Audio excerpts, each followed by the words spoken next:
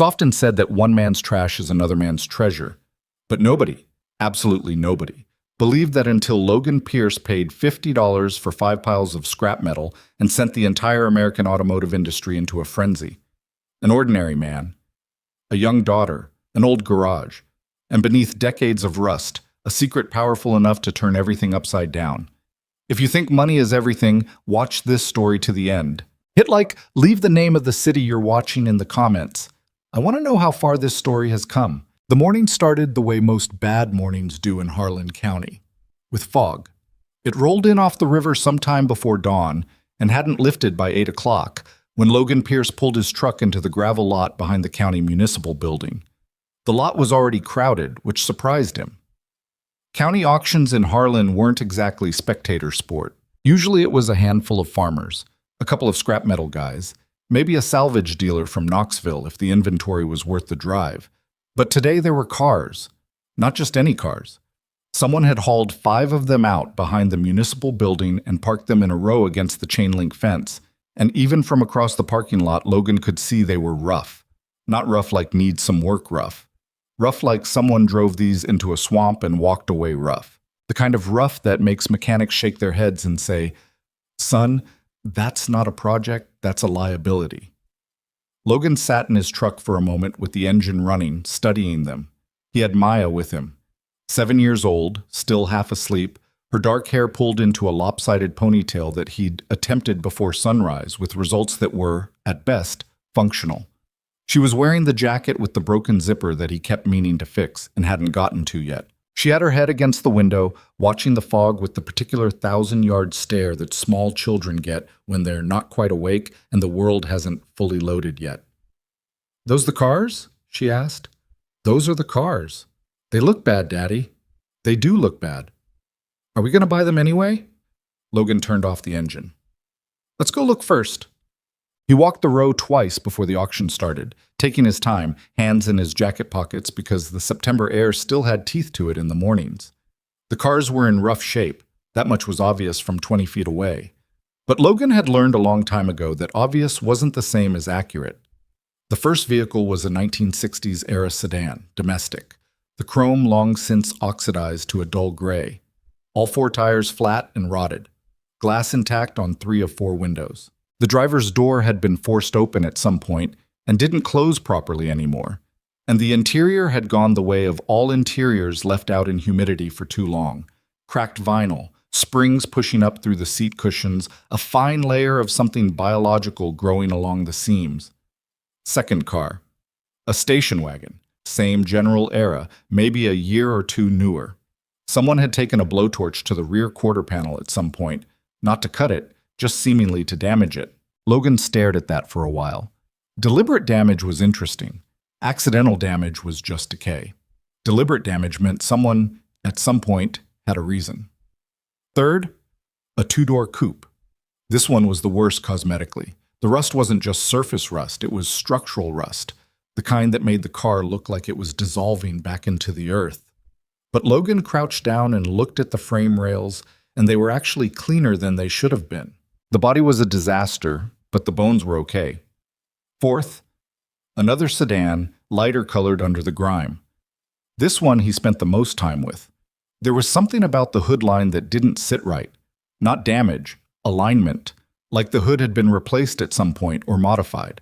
The gaps between the hood and the fenders were uneven in a way that wasn't consistent with collision damage. It looked more like someone had installed a hood that wasn't stock. Fifth, a pickup truck. Old. Older than the others, maybe. Hard to tell under everything that had accumulated on it, but the bed was solid.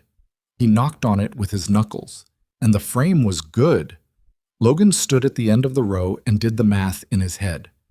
Not what they were worth in their current state, what they might be worth if somebody put the work in. And beneath that calculation, a smaller, quieter instinct that he'd learned to pay attention to over 15 years of doing this. Something about the 4th car. Something about that hood. He couldn't name it. He'd learned not to try to name it. You either trusted that feeling or you didn't. And the times he hadn't trusted it had cost him more than the times he had. The auctioneer was a heavy-set man named Carl Beeson, who'd been running county auctions in Harlan for 20-something years. He had the voice for it, that particular cadence that sounds like singing and math happening simultaneously. But today, he didn't seem particularly energized by the inventory. "All right, folks, let's talk about Lot 7, Carl announced, gesturing at the row of vehicles. 5 units, sold together as a single lot. County acquired these through tax forfeiture. They've been sitting in storage for," he checked his clipboard, "approximately 11 years. Sold as is, where is, no title guarantee on 3 of the 5. Buyer assumes all liability and all towing costs. Who wants to start me at $100? Silence. 50. Silence. That was when Logan heard her laugh. It was a specific kind of laugh, like the kind that isn't really meant for the person laughing, the kind that's meant to be heard, loud enough to carry, positioned just right. Logan turned and saw her standing with a small group of people near the edge of the lot. A woman about his age, or slightly younger, dressed in a way that didn't match Harlan County at all. Not flashy exactly, but precise. Everything about her appearance said she was used to having people pay attention to her without having to demand it. She was talking to one of her companions, but she was looking at the cars. And then she was looking at Logan. 5 broken cars for $50? Her voice was clear across the lot. Someone's about to pay to haul away junk. A few people near her smiled. Carl Beeson kept his expression professionally neutral. Logan looked at the cars. Then he looked at his daughter, who had found a rock to examine and was paying attention to that instead of the adults. He raised his hand. $50. Her name was Natalie Ashcroft, and Logan didn't know that at the time. He wouldn't learn it until later that evening, when he did what he always did when something struck him as unusual. He went looking for information. But in the moment, he just knew her as the woman with the laugh.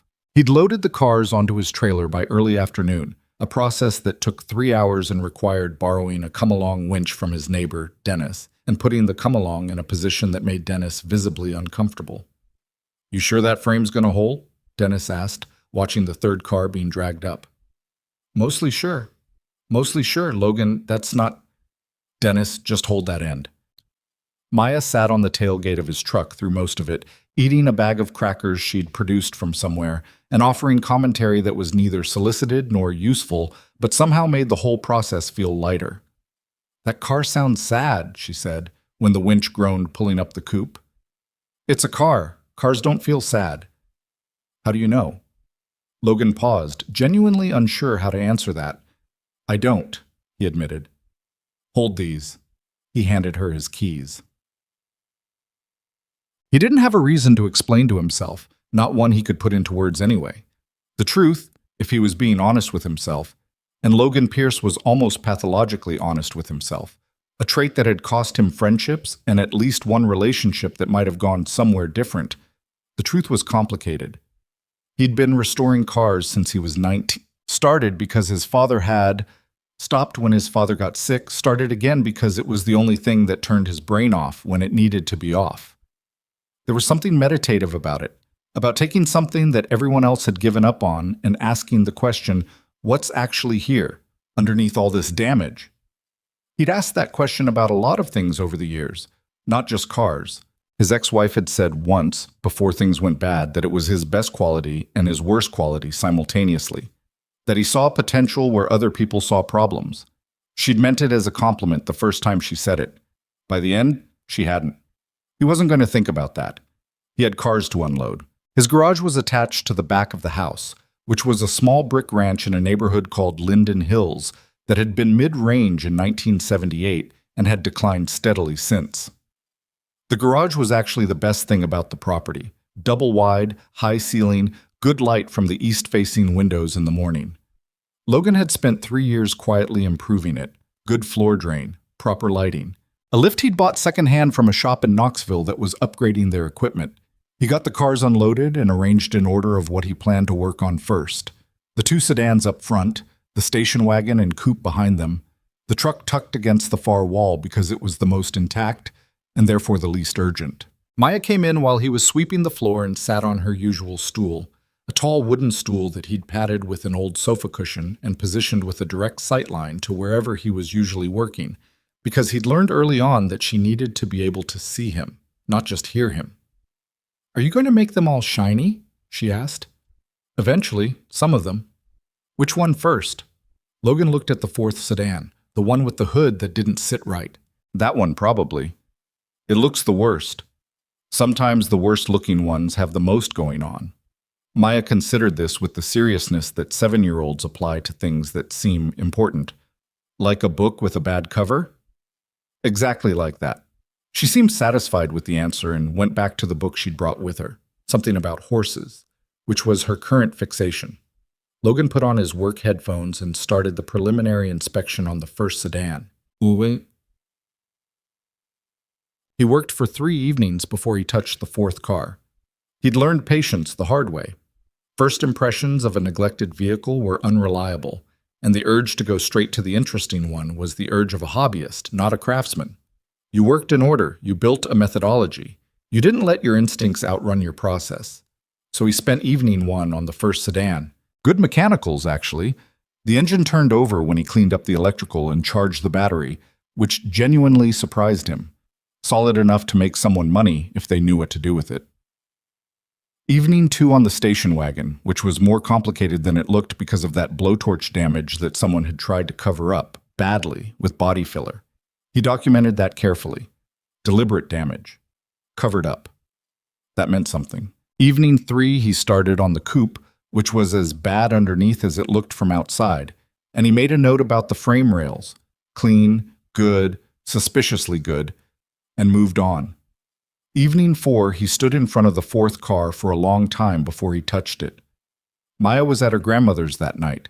His mother lived 40 minutes away, and she took Maya on Thursday evenings so Logan could work late. And he always said he'd use that time to get ahead on things, and he always ended up just standing in the garage listening to the quiet and thinking. He was thinking about the hood. He put on his gloves, got his trouble light, and started from the front. The hood was wrong. He confirmed that in the first 10 minutes. It wasn't the original hood.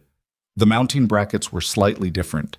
The gauge of the steel was heavier than it should have been for a production vehicle of this era. And most tellingly, the underside had been treated with a sound-deadening material that was far more sophisticated than anything Detroit would have used on a standard sedan in this period. He set the hood aside and looked at the engine bay. What was there didn't match any production configuration he knew. And Logan knew a lot of production configurations. 15 years of this work, a near photographic memory for mechanical specifications, and he'd read enough factory service manuals to stock a library. He knew what should be in this engine bay. This wasn't it. He pulled his phone out and took photographs. Careful, systematic.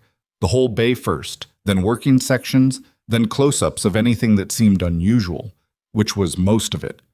He was photographing for 30 minutes before he realized his hands were slightly unsteady, not from cold. There was a component on the rear of the what should have been the engine block that he couldn't identify. Not won't identify, not unfamiliar with. He genuinely could not identify it. He'd seen everything: experimental turbocharger configurations, factory prototype fuel systems, homemade supercharger setups, one memorable gas turbine conversion that had been simultaneously impressive and certifiably insane. This was none of those things. This was something he had no reference point for. He crouched there for a long time, his trouble light throwing everything into harsh relief, just looking at it. Then he went around to the trunk, up. The trunk was sealed, not locked. He found that the lock cylinder had been removed entirely, and the hole had been filled with what looked like an epoxy compound. Sealed, deliberately, by someone who knew what they were doing. The sealant had hardened over decades into something nearly as hard as the surrounding metal. Logan stood back and thought about that. His mind cataloged the evidence without him consciously directing it. A modified hood installed for sound deadening, a non-production powertrain configuration, a deliberately sealed trunk. A car that had been neglected to the point of near invisibility. A car that had ended up in a county impound storage facility for 11 years.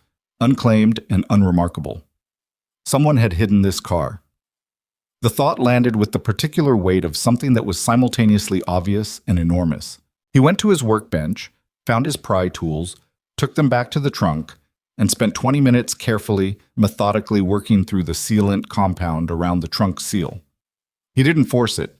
He worked around the perimeter, softening it with careful application of heat from his small torch, breaking it down gradually. The trunk opened with a sound like a held breath finally released. Inside, wrapped in what had once been canvas tarps but had degraded over time into something closer to stiff cloth, were two things. The first was an object approximately the size and shape of a car engine component, but designed differently than anything he'd seen. Compact, dense, with a configuration of electromagnetic coils that he stared at for a full minute before he understood, imperfectly, what he might be looking at, or what it might imply. The second was a crate, a wooden shipping crate, old-fashioned, the kind with metal strapping, that contained, when he pried it carefully open, 16 leather-bound journals. He picked up the first journal and opened it. The handwriting inside was precise and small. The first line read, "The following represents 15 years of work that I was told, on multiple occasions did not matter.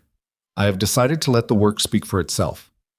And below that, a name, E.R. Calloway, June 1971. Logan sat down on the concrete floor of his garage and started to read. He read until 2 in the morning. He drank 3 cups of coffee that he mostly forgot about and found later, cold, in various places around the garage. He sat on the floor, then on his rolling stool, then on the floor again.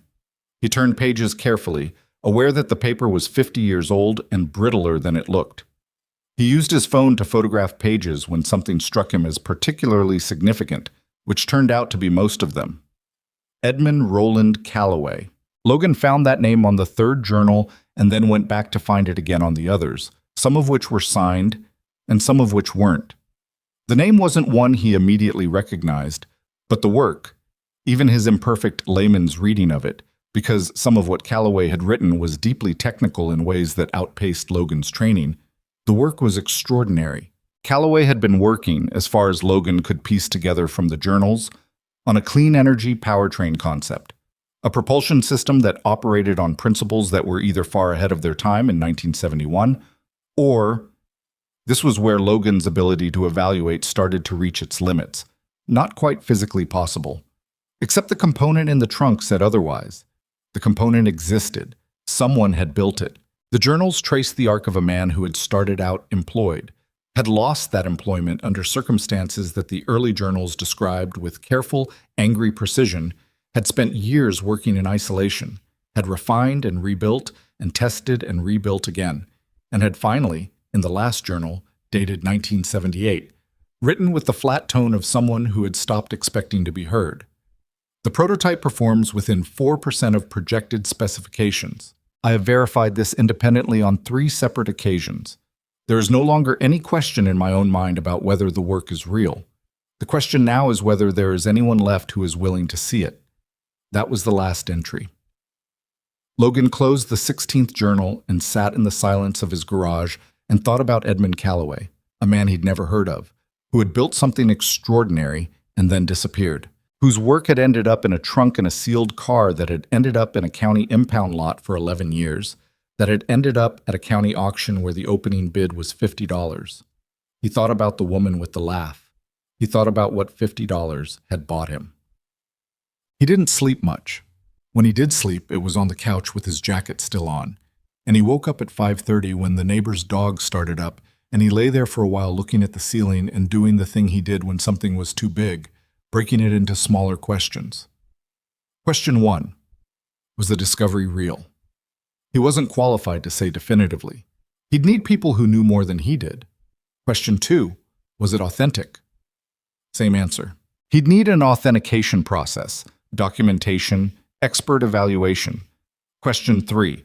What was the thing in the trunk exactly? The component, the object that Calloway had apparently built. Logan knew enough about automotive engineering to know that what he was looking at was extraordinary, and he knew enough about the limits of his own knowledge to know that was as far as he could take it on his own. Question 4. Why had it been hidden? That question he sat with longer than the others. The journals had pieces of an answer. Calloway had written about being pressured to stop his work, about meetings with men he described only by title, never by name, about an incident in 1973 that he referred to as the decision and never elaborated on, about a laboratory that he had been working in that was shut down, he implied, not because the work failed, but because it succeeded. Logan was aware that this was a road down which people drove and sometimes didn't come back with their credibility intact. The space between important discovery suppressed by powerful interests and conspiracy theory was narrower than it looked. He'd seen people cross it. He'd seen what happened when you got that wrong publicly. He wasn't going to get it wrong. He made himself breakfast, eggs, toast, not great. He was a competent cook at best. And while he was eating, he made a list, not on his phone, on a notepad with a pen, because he'd learned that writing things down by hand made him think differently about them. Slower, more carefully. The list had 3 columns: what I have, what I need to know, who can help. The first column was long. The second column was longer. The third column had 2 names on it, and then a blank space where more names would go, and then beneath the blank space, a note to himself that said, "Be careful who you talk to before you know what you have." He was careful. For about 3 weeks, he was extremely careful. He reached out, through intermediaries and old contacts from his years in the restoration community, to an automotive historian at a university in Nashville. He described the journals in general terms. Mid-century independent engineering work appears to relate to propulsion research, want to verify authorship and context, and sent photographs of 3 pages that were technical but not definitive. The historian called him back within 48 hours, which was, in Logan's experience, not how historians operated. Historians called back when they felt like it. "Where did you get these?" the historian asked. His name was Dr. Gerald Marsh, and his voice had the particular quality of a man working hard to sound calmer than he was. "County auction. Found them in a car." "And you're saying there are 16 of these journals?" 16, plus a component that appears to be a physical prototype of what the journals describe. Silence on the line. "Mr. Pierce," Marsh said carefully, "I want to ask you something, and I want you to think about your answer. Do you know the name Edmund Callaway?" "I read it in the journals." "I need you to understand something. In my field, automotive history, specifically the history of independent engineering research in the post-war period, Edmund Callaway is a name that comes up occasionally, in footnotes, as someone who worked briefly in propulsion research in the early 70s before disappearing from the record. There's been some speculation about what his work involved, but no documentation, no physical record. As far as the historical community is aware, nothing survived. Logan waited. "If what you're describing is real," Marsh said, "this is not a minor find." "I know. I don't think you do. Not yet." Marsh paused. "Mr. Pierce, who else have you told about this?" The answer was practically nobody. His neighbor Dennis, who he'd sworn to silence. His mother, who didn't entirely understand what he was describing, but understood the word important and had taken it seriously. That was it. That was not how it stayed. Gerald Marsh was careful too, for about a week. Then he mentioned it to a colleague. The colleague mentioned it to someone else. The academic grapevine, which Logan had not accounted for in his calculations, turned out to operate at approximately the same speed as any other grapevine. The first call from someone he didn't know came on a Tuesday morning while he was dropping Maya off at school. He didn't answer it. He watched the number, not local, not any area code he recognized, and let it go to voicemail. There was no voicemail. The second call came that afternoon. Different number. Also no voicemail. The third call came while he was cooking dinner, and Maya was at the table doing her homework, and something about the timing of 3 unknown numbers in one day made him pick it up. "Mr. Pierce?" The voice was professional, pleasant. The voice of someone who called people for a living. "My name is Carter Haynes. I'm with the acquisition team at Veridian Automotive Holdings. We've heard through some channels that you may have come into possession of some materials of historical significance, and we'd like to—" Logan hung up. He stood at the stove and finished stirring the pasta and served Maya her dinner and sat across from her at the table and watched her arrange her peas into a line before eating them, a habit she'd had since she was 4 and that he'd stopped trying to redirect. And he thought, the window is closing. "Daddy, you look like you're thinking about something complicated," Maya said. "I am." "Is it about the cars?" "It's about one of the cars." She considered this with appropriate gravity. The sad one. The sad one. "Is it better now?" Logan thought about the journals, about Edmund Callaway writing in 1978 with the flat quiet of a man who had stopped expecting to be heard, about the thing in the trunk. It's getting there, he said. She found him on a Thursday. He was in the garage, had been in the garage since 7 the previous evening, working on careful documentation of every component in the modified engine bay. He'd borrowed proper photographic equipment from a friend who did insurance work and needed good documentation, and he was working methodically, section by section, when his phone buzzed with a text from an unknown number. Mr. Pierce, my name is Natalie Ashcroft. I believe we met briefly at the Harlan County auction a few weeks ago. I'd like to speak with you. I'm in Harlan until tomorrow morning. If you're willing, I can come to you. He stared at that message for a long moment. He knew who she was now, the woman with the laugh. He'd looked her up that first evening, out of the same instinct that made him research everything he encountered. Knowing what you're dealing with was always better than not knowing.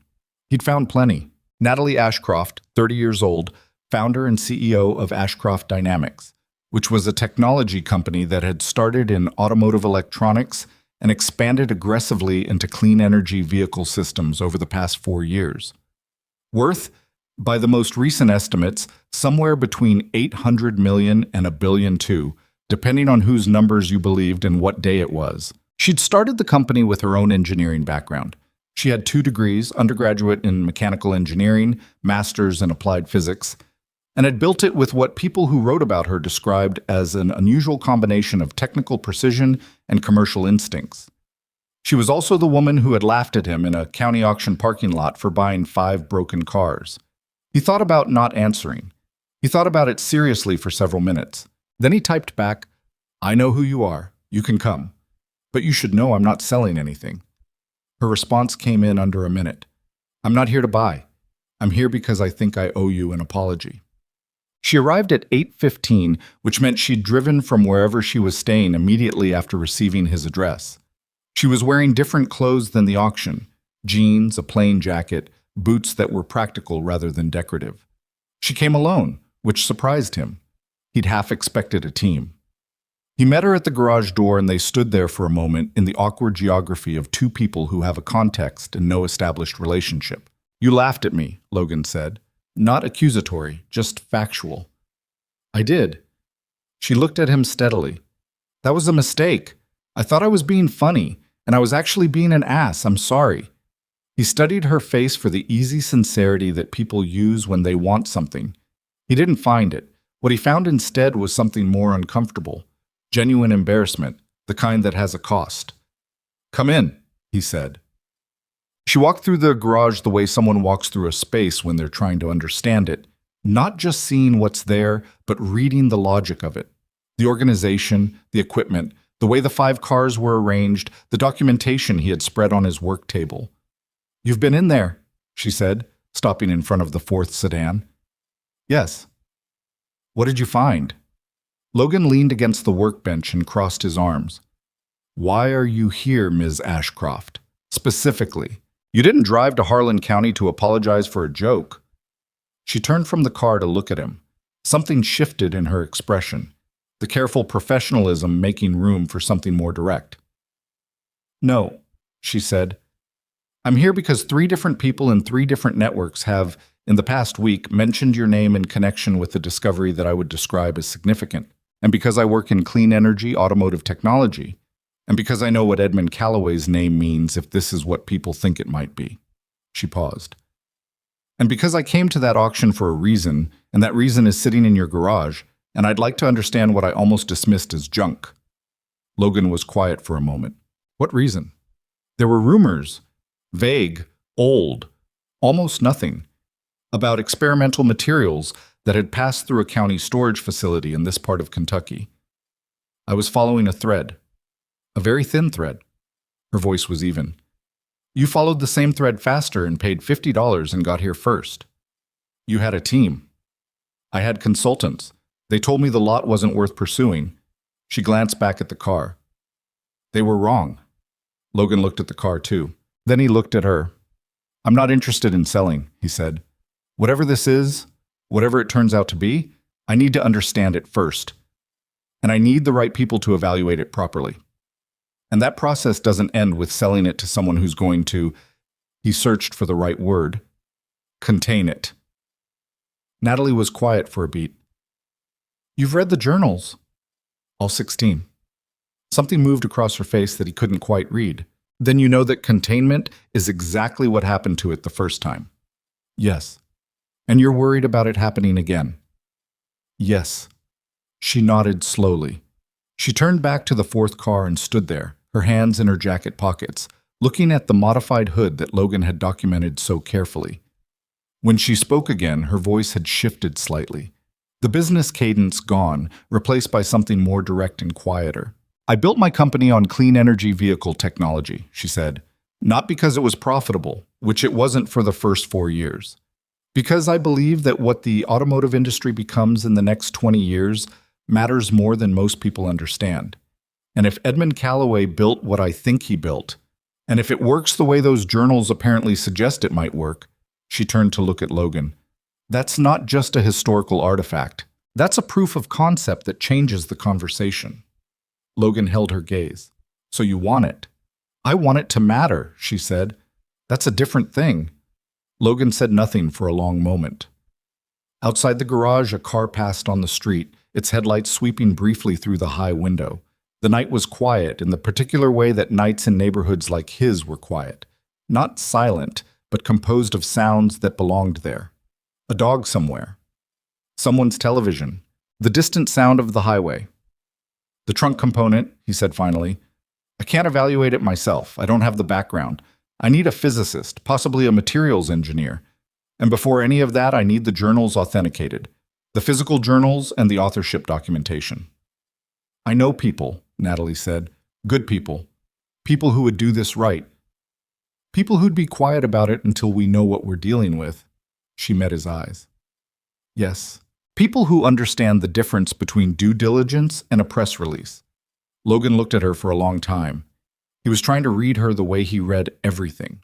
Not the surface, not the presentation, but what was underneath. What was there when you stripped away the billion-dollar reputation and the professional manner and the apologized-for laugh? What he found was complicated. She was ambitious, clearly, obviously, unambiguously ambitious. She was also, and he thought this was real rather than performed, genuinely interested in the thing itself, in what it might mean, in whether it was true. He supposed those two things could exist in the same person. All right, he said, but this goes at my pace, and my first condition is that I stay involved in every evaluation step, not as an observer, as a participant. Natalie nodded. Done. Second condition. Nothing gets communicated publicly or shared externally without my knowledge and approval. Agreed. Third condition. He paused. My daughter doesn't hear about any of this from anyone other than me. Something shifted in Natalie's expression. Not surprise exactly, but a kind of recalibration, as if she was revising an estimate. Of course, she said quietly. Logan nodded once. He turned to the work table and picked up his documentation folder. Then let me show you what I found. They worked until well after midnight. Logan walked her through everything systematically. The condition of the vehicles as he'd found them, the anomalies he'd noticed in the fourth car during his preliminary inspection, the modified hood, the engine bay, the sealed trunk, and finally the component and the journals. Natalie listened more than she spoke, which he hadn't entirely expected. When she did speak, her questions were precise and technical, the kind that came from someone who actually understood what they were looking at. She'd brought a notepad, a physical notepad, paper, which surprised him, and she wrote in it while he talked, shorthand that he couldn't read. When he showed her the component, she was quiet for a long time. May I? She asked, gesturing. He handed her a pair of gloves and watched her examine it with the careful, reverent attention of someone who understood what careful, reverent attention meant in this context. She turned it slowly in her hands. She studied the electromagnetic coil configuration. She put it down and picked up her notepad and wrote 3 lines. What are you writing? He asked. Names, she said. Physicists. There are 3 people in the country I would trust to evaluate this configuration. 2 of them owe me a favor. She looked up, and one of them is going to say this is impossible before she says anything else. But she's the best, and the best is who you need. She set the component down carefully. Logan. It was the first time she'd used his first name. Yeah, this is real. She said it quietly, not like an announcement, like something she was saying to herself as much as to him. I don't know yet what real means exactly, but it's real. Logan looked at this component and at the journals stacked carefully on his workbench, and at the fourth car sitting in the middle of his garage under the fluorescent lights.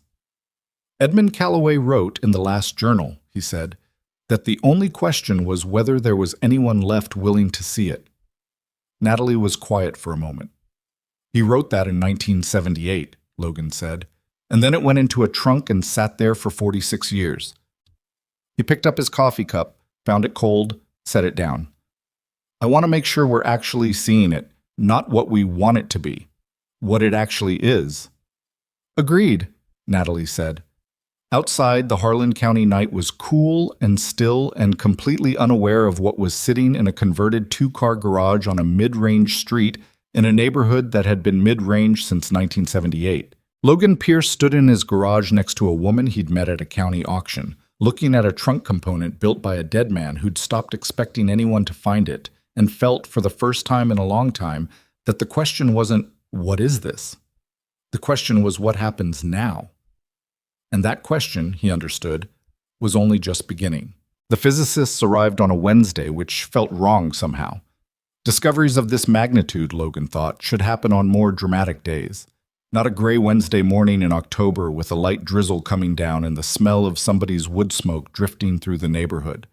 There were two of them. Dr. Priya Voss came first, driving herself in a rental car from the Knoxville airport, and she was not what Logan had expected. He'd expected someone older, for reasons he couldn't justify. She was maybe 45, compact, wearing a rain jacket that was several years old and carrying a bag that looked like it had seen significant field work. She had the specific energy of someone who moved through the world at a pace that other people found slightly exhausting. The second was Dr. Marcus Webb, who Natalie had described as the favor she was calling in, and he arrived 20 minutes later in a car that Natalie had arranged. Webb was older, closer to 60, with the measured movements of a man who had spent decades being careful with fragile things. He'd worked, Logan learned later, at 2 national laboratories and had published work on electromagnetic field configurations that apparently mattered significantly to people who understood electromagnetic field configurations. Natalie had come back the night before. She'd stayed at the only hotel in Harlan that had reliable Wi-Fi, which she'd described without complaint, but with an expression that suggested she found reliable Wi-Fi a more pressing need than most people. She arrived at the garage at 7:30 that morning with 2 coffees and said nothing about the fact that Logan looked like he hadn't slept, because he hadn't. Because the previous night he'd read the journals again, looking for things he might have missed the first time. He'd found 3. All 3 related to a set of meetings Calloway had described in 1974. Meetings with people he identified only as the representatives, in which he'd been asked, with increasing directness and decreasing politeness, to discontinue his research. The third of these meetings had apparently involved a legal document that Calloway declined to sign and described only as an agreement designed to make the work disappear without making the work disappear. He'd written about it with the precision of a man who understood exactly what was being asked of him and had refused it with full knowledge of what that refusal would cost. Logan had sat with those 3 journal entries for a long time. When Priya Voss walked into his garage and saw the component sitting on the padded work table he'd set up, she stopped moving entirely. Not dramatically. She didn't gasp, didn't say anything. She just stopped, the way you stop when you're looking at something and your brain needs a moment to catch up with your eyes. Okay, she said finally, quietly, to herself more than anyone. Then she turned to Logan. Walk me through how you found it. Everything. Start from the auction. He did. He'd gotten good at telling it by then. Efficiently, in order, without editorializing. He described the car, the hood, the engine bay, the sealed trunk. He described the component and the journals in the sequence he'd discovered them. Voss asked questions throughout, short technical questions mostly, and she wrote in a small notebook with a mechanical pencil and didn't look up when she was writing. Webb examined the component for 40 minutes without speaking. At one point, he asked for a magnifying glass, and Logan gave him one, and Webb studied the coil configuration with the glass in his own silence and an expression that Logan couldn't read. At another point, Webb took out his phone and made a call that lasted 3 minutes and consisted primarily of him saying things like, "Yes, and that's correct, and I understand," in a tone that communicated nothing. "The journals," Webb said when he finally set the component down. "May I?" Logan handed him the first 3. "These are copies. I had copies made before anything else. The originals are in controlled storage." Webb looked at him with what might have been approval. "Good. Can you tell me," Logan said carefully, "what you're looking at? In general terms." "I know it's early." Webb and Voss exchanged a look that people exchange when they're deciding how much to say. Logan had seen that look before, in different contexts. Doctors used it, lawyers used it, anyone who possessed information that was larger than the conversation they were currently in. "In general terms," Voss said, "I'm looking at a physical embodiment of a theoretical framework that I was told, as a graduate student, was a dead end. A path that had been explored and abandoned." She paused. "I'm looking at evidence that it may not have been abandoned because it didn't work." Then why was it abandoned?" "That," Webb said, from behind the first journal, "is the question, isn't it?" It wasn't a rhetorical question. They all understood that. The silence after it had a specific texture, the texture of something that hadn't been said yet but was coming. Natalie was standing near the garage door with her coffee, and she'd been quiet through most of this. She had the ability, Logan had noticed in the past 2 weeks of working with her, to make herself very still when she was listening hard. It was a quality he hadn't expected from someone who moved through the world with her particular momentum. "There's a name," she said now, breaking the quiet. "In the journals. The representatives. Calloway never identifies them more specifically, but I've been doing some research." She looked at Logan. "I found something last night. I was going to show you this morning." She pulled out her tablet and set it on the work table. It was a scanned document, old, the edges of the scan showing the yellowed edges of old paper.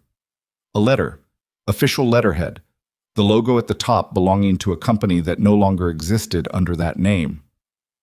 "Meridian Engine Group," Natalie said. "They were one of the large independent powertrain suppliers in the early 70s. They were acquired in 1979 by what eventually became part of Coltrane Industrial." She waited a beat. Logan recognized the name Coltrane Industrial. Everybody in the automotive world recognized it. "This letter is from Meridian's legal department. It's dated March 1974. It's addressed to a Dr. E.R. Calloway." Logan reached over and read it. It was 4 paragraphs long. The first paragraph referenced a prior consultation and described Calloway's work in terms that were deliberately vague. The second paragraph made reference to intellectual property considerations and existing proprietary research in ways that were legally imprecise enough to mean almost anything. The third paragraph contained a number, a sum of money, substantial for 1974, described as compensation for voluntary cessation of duplicative research activities. The fourth paragraph contained a deadline and a sentence that read, "In the careful language of legal threat, failure to execute the attached agreement by the stated date will necessitate further engagement by our legal representatives regarding the above-referenced proprietary matters." Logan put the tablet down. "They tried to buy him off," he said. "And when he didn't take the money," Natalie said, "they threatened to sue him for IP theft, even though, from everything in the journals, the work was entirely his own. He'd never worked for Meridian." "He had worked adjacent to them," Webb said from behind the first journal. "He'd been reading while they were talking. There's a reference in here to a consulting arrangement in 1971. Brief, a few months. He was brought in to evaluate something. He evaluated it. He was paid, and he left. The arrangement had nothing to do with his own research." Webb set the journal down and looked at his hands. "But it gave them a legal foothold, a connection they could claim made his subsequent work theirs." "Did it work?" Logan asked. "The work disappeared," Natalie said. "So, yes, in the sense that the outcome they wanted was achieved." The drizzle outside had picked up slightly. Logan could hear it on the garage roof, a soft, irregular percussion. Maya was at school. His mother had agreed to pick her up that afternoon because Logan hadn't been able to predict how long today would take, and his mother had asked no questions, which was one of the things he was most grateful to her for. "Coltrane Industrial," Logan said. Natalie nodded once. "They're still operating." Yes. And if this gets verified, and if it becomes public that they suppressed a significant clean energy technology development by threatening the inventor, yes, Natalie said again. Her voice was flat, not dramatic. The way you talked about things that were large and serious without wanting to seem like you were performing the seriousness of them. Priya Voss had been listening to this exchange while examining the component again. She looked up. Before we get to the implications, she said, I want to be clear about where we are scientifically. What I can tell you right now, without further analysis, is that this component is real, it is sophisticated, and it is not consistent with anything produced commercially or in known experimental programs in the 1970s. That is a significant statement. It does not mean the technology does what Callaway claimed it does. It means the technology is genuinely novel and warrants serious evaluation. She looked at Logan. I need to take this to a controlled environment with proper equipment. I can't do what needs to be done here. How long? Logan asked. 4 to 6 weeks for a preliminary evaluation. Longer for anything definitive. What's the risk of moving it? Physical risk? Minimal if done properly. Other risk? She glanced at Natalie. Depends on how well we can control who knows it's moved. That's the actual risk, Webb said quietly. Logan thought about the calls he'd been not answering for 2 weeks, the ones with no voicemail. The Carter Haynes from Viridian Automotive Holdings, who'd called twice more after the first call, and whose third call had come from a different number, as if he thought Logan hadn't noticed.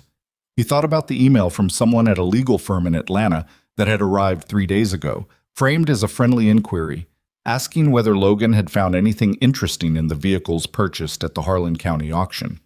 The window wasn't just closing, it was already most of the way shut. I need to make a decision, Logan said. Yes, Natalie said. If the component leaves this garage without a complete chain of custody documentation and independent witnesses, I lose control of what happens to it. You're already losing control, Natalie said, not unkindly. The question is whether you lose it with a plan or without one. Logan hated that she was right. He hated it specifically because it was the kind of thing he would have said to someone else in a different situation, and being on the receiving end of your own logic was uncomfortable. Okay, he said, but I'm coming with it. Wherever it goes, I'm present for every step of the evaluation. Voss looked slightly pained. That's not usually how we... I know it's not. I'm telling you my condition, not asking for your preference. Logan's voice was level. Edmund Callaway let people take custody of something he'd built, and it disappeared for 46 years. I'm not repeating his mistake. Voss looked at Webb. Webb looked at his copy of the journal. Something passed between them that was too fast and too subtle for Logan to read. Fine, Voss said. You come with it. The rain was coming down harder now. Through the high window, Logan could see the gray light shifting, the wet street beyond the chain-link fence, a neighbor's cat sitting under a car for shelter with the philosophical patience that cats bring to rain. He looked at the component on the padded table. He looked at the stack of journals. He looked at the fourth car, which had sat in this garage for 6 weeks now, still partly disassembled, still wearing its decades of rust and damage, still looking from the outside exactly like what the woman with the laugh had called it, junk. He thought about Edmund Callaway writing in 1978 that the question was whether anyone was willing to see it. He'd been wrong about one thing, Logan thought. It wasn't just one question, it was 2. The second one, the harder one, was what you did once you saw it. The answer to that question, Logan was realizing, was going to cost more than $50. The logistics took 2 weeks to arrange. Natalie handled most of it, which Logan allowed not because he trusted her blindly, but because she was genuinely better at logistics than he was. And this was not a situation that rewarded pride over competence. The component would go to a research facility in Tennessee that Voss was connected to, not a university lab, a private facility that dealt in proprietary research and had legal frameworks designed for exactly this kind of sensitive evaluation. The journals would go separately, with a different security arrangement, to Gerald Marsh in Nashville, who would coordinate the historical authentication. Logan spent those 2 weeks finishing his documentation of the fourth car and doing something else he didn't tell Natalie about. He spent 3 evenings going back through the journals and cross-referencing every name, date, and company reference Callaway had made with public records he found through the county library's database access. He built a timeline on a yellow legal pad, 14 pages of it, that connected Meridian Engine Group's legal action against Callaway in 1974 to the disappearance of his research in 1976, to the company's acquisition in 1979, to what Coltrane Industrial had become since. He was not a lawyer. He was not an investigator. He was a man who restored broken things for a living, who had learned to look carefully at what was actually there rather than what things appeared to be. And what the timeline showed him was not complicated. It was, in fact, very simple. Someone had killed this technology on purpose, and the company that had done it was still in business. He drove Maya to school on a Thursday morning, and on the way back he stopped at the gas station and got a large coffee and sat in his truck in the parking lot for a while. The town was doing what small towns do on weekday mornings, moving slowly, people going about things, nobody paying particular attention to a man sitting in a truck with a coffee. He thought about what happened next, not in the large sense, not the authentication, not the evaluation, not the inevitable confrontation with whatever Coltrane Industrial would do when they realized what had surfaced. In the immediate sense, what he was going to do today. He called his mother. "How's Maya?" he asked when she picked up. "She's fine, Logan. She ate breakfast this morning, the whole thing, even the eggs." "Good. Yeah, good. You sound tired." "I'm okay." A pause. His mother had a specific kind of pause that she deployed when she had something to say and was deciding whether to say it. He'd known that pause his entire life. "Logan." "Yeah." "Whatever this thing is that you found," she said, "I need you to be careful. Not clever. Careful." He thought about the distinction. "What's the difference?" "Clever is when you're smarter than the problem," she said. "Careful is when you're honest about how big the problem is." He sat with that for a moment. Outside the truck window, a woman walked past with a stroller, navigating the cracked sidewalk with the focused attention that cracked sidewalks required. "The problem is pretty big," he said. "I know. I'm being careful." "Good." Another pause, shorter. "Pick up Maya on time. She has that thing after school." "The reading thing." "The reading thing, yes." He promised he would, and hung up and sat there a little longer, and then he started the truck and drove home. The call from Carter Haynes came that afternoon. This time Logan picked it up. "Mr. Pierce?" The voice was the same professional pleasant that it had been the first time, undisturbed by the two previous hang-ups. "I'm glad you answered. I wanted to reach out personally and just have a conversation. No pressure, nothing formal. We at Viridian are very interested in the historical materials you've come into possession of, and we'd love to discuss what a fair arrangement might look like." "What kind of arrangement?" Logan asked. He kept his voice neutral. "Well, we think the right home for something like this is with a company that has the resources and the technical background to properly evaluate and utilize it. We're prepared to make a very generous offer for the lot, the materials, and the vehicle. Something that would be, I think you'd agree, significantly life-changing for a man in your position." Logan noted the phrasing "a man in your position" and filed it. "I appreciate the call," he said. "What I can tell you right now is that I'm in the middle of an authentication process, and I'm not making any decisions until that process is complete. If you want to reach out again in a few months, I'm happy to have that conversation." A brief pause.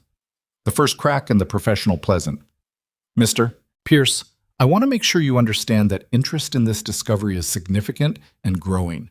And the window for an arrangement like this doesn't stay open indefinitely. There are other parties who—" "I appreciate that," Logan said. "A few months." He hung up. He sat at his kitchen table and wrote down the date, the time, the name Carter Haynes, and the name Viridian Automotive Holdings in his yellow legal pad. He drew a line connecting Viridian to what he already knew about Coltrane Industrial's current corporate structure. They had a subsidiary relationships that were complicated and required an afternoon of reading to untangle, but he'd done that reading. The line he drew wasn't definitive, but it was there. 2 days before the component was scheduled to be transported, Natalie called him at 11 at night. "Something happened," she said. Her voice was controlled in the way that voices get controlled when the person is working to keep them that way. "Tell me." "Someone contacted Dr. Marsh, not about the authentication, that's still secure. About you, about the purchase at the auction and what you might have found. They didn't identify themselves, but they asked Marsh specifically about the technical nature of the materials and whether there was any way to access them before the authentication was complete. Logan was quiet. Marsh didn't give them anything, Natalie said. He called me immediately. He's shaken up. He should be. Logan. She paused. This is moving faster than I thought it would. Whoever is watching this, they're more organized than a routine corporate acquisition inquiry. Someone has been putting pieces together. Coltrane. Probably. I can't prove that yet. I know. He stood up from the kitchen table and walked to the window that looked out toward the garage. The light was on inside. He'd been out there earlier. The transport needs to move up. I agree. Can you arrange it for tomorrow night? Silence for a moment. He could hear her thinking through logistics. It'll be rushed. The security arrangement won't be as... Natalie. Yeah. Tomorrow night. Another pause. Okay, she said. Tomorrow night. He stood at the window for a while after he hung up, looking at the light in the garage. Then he went inside and down the hall to Maya's room and opened her door quietly and stood there in the doorway for a moment. She was asleep on her side, facing the wall, the horse book she'd been reading on the floor where it had fallen. Her breathing was slow and even. He picked up the book from the floor and put it on her nightstand and stood there another minute in the dark of her room with the particular feeling that crept up on him sometimes, the awareness of how small and real and vulnerable the thing was that mattered most, and how much larger and colder the world was that he was currently standing in the middle of. He went back to the kitchen and made a cup of tea he didn't drink, and sat at the table and worked until 2 a.m. on the timeline, adding what Natalie had just told him, extending the lines, building a picture that was becoming, slowly, undeniable. The transport went without incident, which Logan did not take to mean that things were fine. Incident-free often just meant that whoever was watching had decided to wait. He rode with the component in the back of an unmarked cargo van, driven by a man named Terrence, who worked security for a firm Natalie used, and Terrence had the specific quality that good security people had. He was present and professional and managed to communicate without a single unnecessary word that he understood exactly what was at stake. They arrived at the Tennessee facility at 3 a.m. Priya Voss was already there, had been there for hours, and she looked like someone who'd had 2 coffees too many and was running on the kind of focused adrenaline that serious scientific work produces when the work is genuinely serious. She met Logan at the loading dock and he handed over the component personally, a physical transfer, his hands to hers. And she signed the chain of custody document he'd had prepared, and then she looked at him. You did everything right, she said. With the documentation, the storage, the transport, you did everything right. I didn't know I was doing everything right, he said. I was just doing what seemed careful. That's the same thing usually. He drove back to Harlan as the sun was coming up over the eastern ridgeline, the Kentucky hills going from gray to green in the flat October light, and he thought about Edmund Calloway, who had built something real and had it taken from him, and he thought about his mother's distinction between clever and careful, and he thought about Maya's horsebook on the floor of her room. He had the component authenticated and secured. He had the journals in a second location with their own authentication process underway. He had documentation, chain of custody, witnesses, and a legal advisor that Natalie had arranged who specialized in intellectual property and seemed to understand instinctively what they were dealing with. He also had people who wanted this to disappear, who had resources and history and motivation, and who were, he had no doubt, already deciding what to do next. The 46 years that Edmund Calloway's work had spent in that trunk had not happened by accident. They had happened because someone had decided they should happen, and had applied enough pressure in enough places to make sure they did. Logan Pierce was 32 years old and raised his daughter in a house in a neighborhood that had been declining since 1978 and drove a truck with 140,000 miles on it. He was not a billionaire. He was not a lawyer. He was not a physicist. He was someone who knew how to look at something everyone else had given up on and ask what was actually there, underneath all the damage. He pulled into his driveway as Maya was having breakfast. He could see her through the kitchen window, at the table with her cereal, her hair still in the lopsided morning state before he'd gotten to it. She looked up and saw the truck and waved with her spoon, a gesture so casual and ordinary that it hit him somewhere in the chest. He sat in the truck for a moment. Then he got out and went inside to make sure her ponytail was straight before school. The lawsuit arrived on a Tuesday, which was, Logan noted with grim consistency, becoming the day of the week when bad things happened.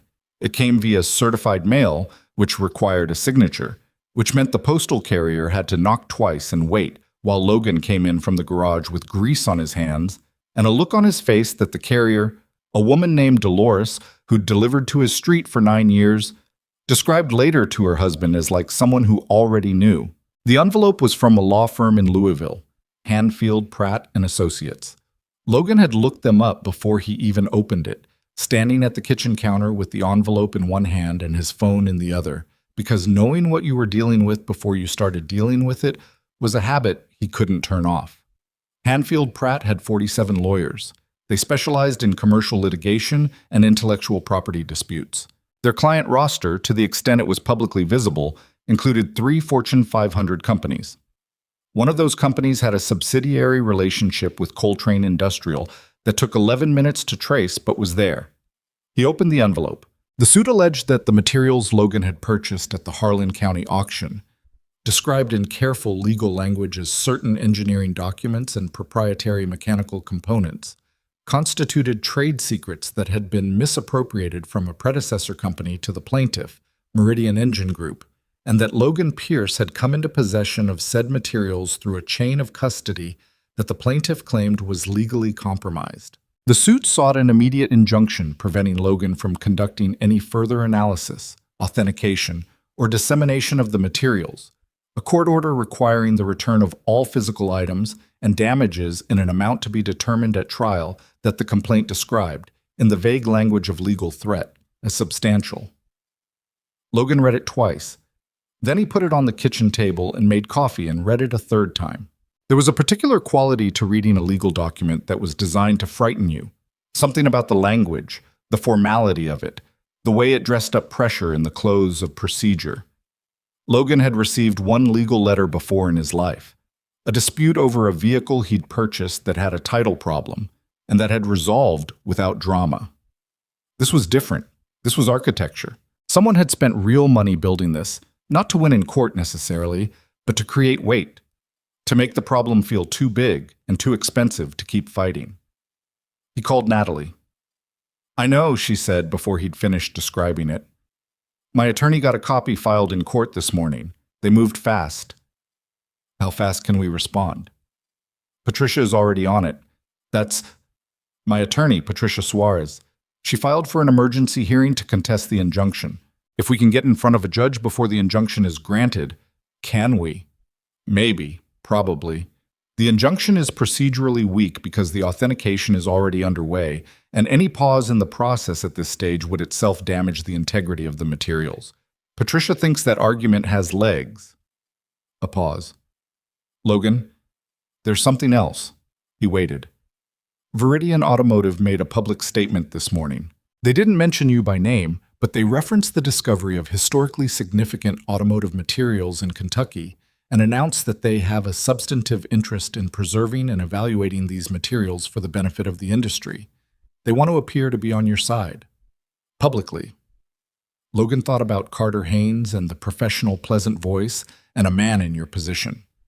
"They're trying to look like the good guys," he said. "While their associates file suit against you, yes. So if I fight the suit, I'm fighting the bad guys, and if I get tired of fighting and take a deal, it goes to Viridian, who are actually the same bad guys wearing different clothes." "That's the play," Natalie said flatly. "It's not subtle. They're counting on you not having the resources for a prolonged legal fight." He was quiet for a moment. Through the kitchen window, he could see his garage, its doors closed against the November cold. The fourth car was still in there. The other 4 cars were still in various states of work. He'd barely touched them in the past 6 weeks because everything had shifted toward this. "How long can Patricia hold the line?" he asked. "Long enough if we're aggressive. But Logan, legal fights like this have a way of expanding. They'll depose you. They'll subpoena your records. They'll interview people you know. Your neighbor Dennis, probably. Marsh." She paused. "Your mother." He absorbed that. "And Maya's school, potentially," Natalie said, in a voice that was carefully not making anything of it, which somehow made it worse. "Anything that's part of your pattern of life becomes a target, not because they expect to find anything, Because disruption is the point. The coffee maker beeped. Logan didn't move to get it. This is what they did to Callaway, he said. Yes. They just have more sophisticated tools now. Yes. He stood there for a moment in his kitchen with the phone against his ear and looked at the legal complaint on the table and thought about Edmund Callaway, who had faced a similar piece of paper in 1974 and had been alone when he did it, and who had eventually run out of runway.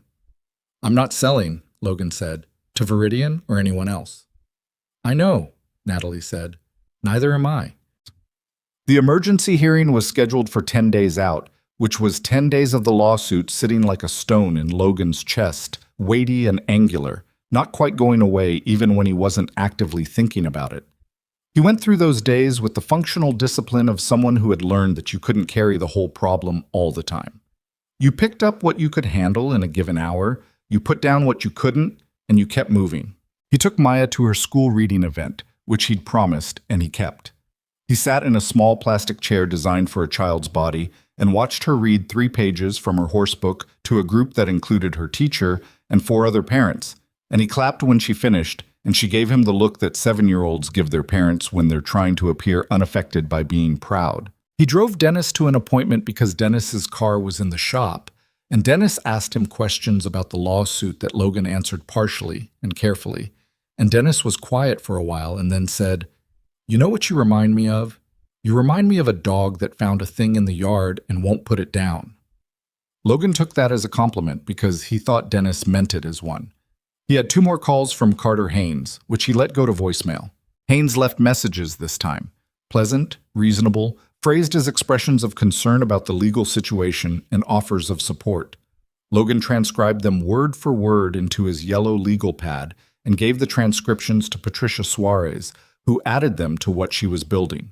And he drove to Nashville on a Thursday afternoon to sit with Gerald Marsh, who was shaken in a way he was trying to conceal behind professional steadiness. Marsh's office was in a building on the university campus that smelled like old paper and radiator heat, the specific smell of academic buildings that hadn't been renovated since the 70s. Marsh was a thin man in his late 50s with the distracted energy of someone whose mind was always partially elsewhere, doing other work, and he looked worse than he had when Logan had first met him. Tired, careful, the specific tiredness of someone who'd been worrying about something. They contacted me again, Marsh said after they'd been talking for 10 minutes. He was turning a pen over and over in his hands. Different person, not an inquiry this time, more direct. They asked whether the authentication could be paused pending the legal resolution. I said that wasn't my decision to make. They pushed back. He stopped turning the pen. They said, and I want to be accurate here, that it would be in my professional interest to consider their request carefully. Oh, Logan watched him. What does that mean to you? It means they know where I work, Marsh said. It means they're implying that my position here could be affected. He looked directly at Logan for the first time in the conversation. I want to tell you that doesn't change my position. I want to tell you that. But I also want you to understand that it's not nothing either. I have 20 years at this institution. I have a pension 3 years out. He stopped. I'm telling you this because you deserve to know where I actually stand, not just where I'd like to stand. Logan nodded. What do you need from me to keep going? I need to know that the authentication matters, that it's going to mean something. It already means something, Logan said. Edmund Callaway spent 15 years building something real and spent the rest of his life watching it get buried. The authentication is how we prove that's what happened. That's not nothing. Marsh was quiet. If you need to step back, Logan said, I'll understand. I'll find someone else to finish it. I won't hold it against you. I don't want to step back. Marsh said it with the specific conviction of someone who had made a decision they were still in the process of making peace with. I want to finish it. I'm just telling you that I'm scared. That's okay, Logan said. I'm scared too. He drove back to Harlan in the dark, the headlights cutting through the November night, the radio off because he didn't want noise, just the road. His phone buzzed on the seat beside him and he glanced at it at a red light. A text from Natalie. Call me when you can. Priya has something. He called from the truck, hands-free, as soon as he was back on the highway. Natalie picked up on the first ring. Priya completed the preliminary analysis, she said. And there was something in her voice that he hadn't heard before, a controlled intensity, the voice of someone holding something large very carefully. She wants to talk to you directly. I'm going to conference her in. 3 clicks, and then Priya Voss's voice, which sounded different from how it had sounded in his garage, more deliberate. Mr. Pierce? Logan, I want to be precise about what I'm telling you because being imprecise at this stage would be irresponsible. A pause. The component functions. We tested it in a controlled configuration, a limited test, not a full operational environment. But it functions within the parameters Callaway described in the journals. The electromagnetic configuration operates the way he said it would. The energy conversion is real. Another pause. I spent 20 years believing this theoretical framework was a dead end because the research community consensus was that it was a dead end. I need you to understand what it means when I tell you that the consensus was wrong. It's not a comfortable thing for me to say. Logan drove. The road was dark and straight through a stretch of country where there were no other cars, and the only light was his headlights and the stars. What would it have meant, he said carefully, in 1974, if this technology had continued developing? The automotive industry as it currently exists would look substantially different, Priya said. I'm not going to speculate about the degree because that requires modeling I haven't done. But the trajectory, yes, different. And Meridian Engine Group knew that. If their engineers saw what I'm seeing, yes, they knew. He drove in silence for a moment. Thank you, Dr. Voss. Priya, thank you. After he hung up, he drove for another mile before he had to pull over. Not because anything was wrong, just because the inside of the truck felt suddenly very small, and he needed a moment to let what he'd just heard settle into its actual size. Edmund Callaway had been right. The work was real. The technology worked. And the people who had buried it had known that it worked when they buried it. He sat there on the shoulder of a dark Kentucky highway for 4 minutes by the truck clock. Then he pulled back onto the road and drove home.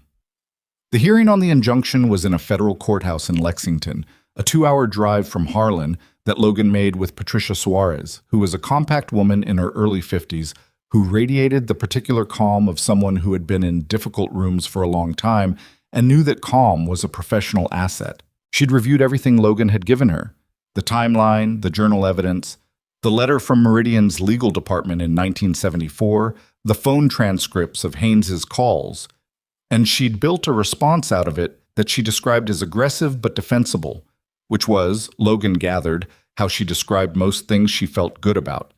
Natalie met them at the courthouse. She'd flown in that morning from a meeting in Cincinnati that she'd left early. She was wearing a suit today, the first time Logan had seen her in one, and it suited her in the specific way that suits suit people who could also look completely competent in a rain jacket and jeans. She shook Patricia's hand and then looked at Logan. "How are you doing?" she asked. Not in the way people asked when they didn't want an answer. "I'm okay," he said. A little, he searched for the word. Aware of how many things could go wrong today. "That's healthy," she said. "That means you're paying attention." The hearing took 4 hours. Logan sat at the plaintiff's table, which still felt strange, the language of law inverting everything, making him the one defending a position he'd taken by paying $50 and doing his homework, and watched Patricia argue with a precision and economy that he found genuinely impressive. She laid out the chain of custody for the materials.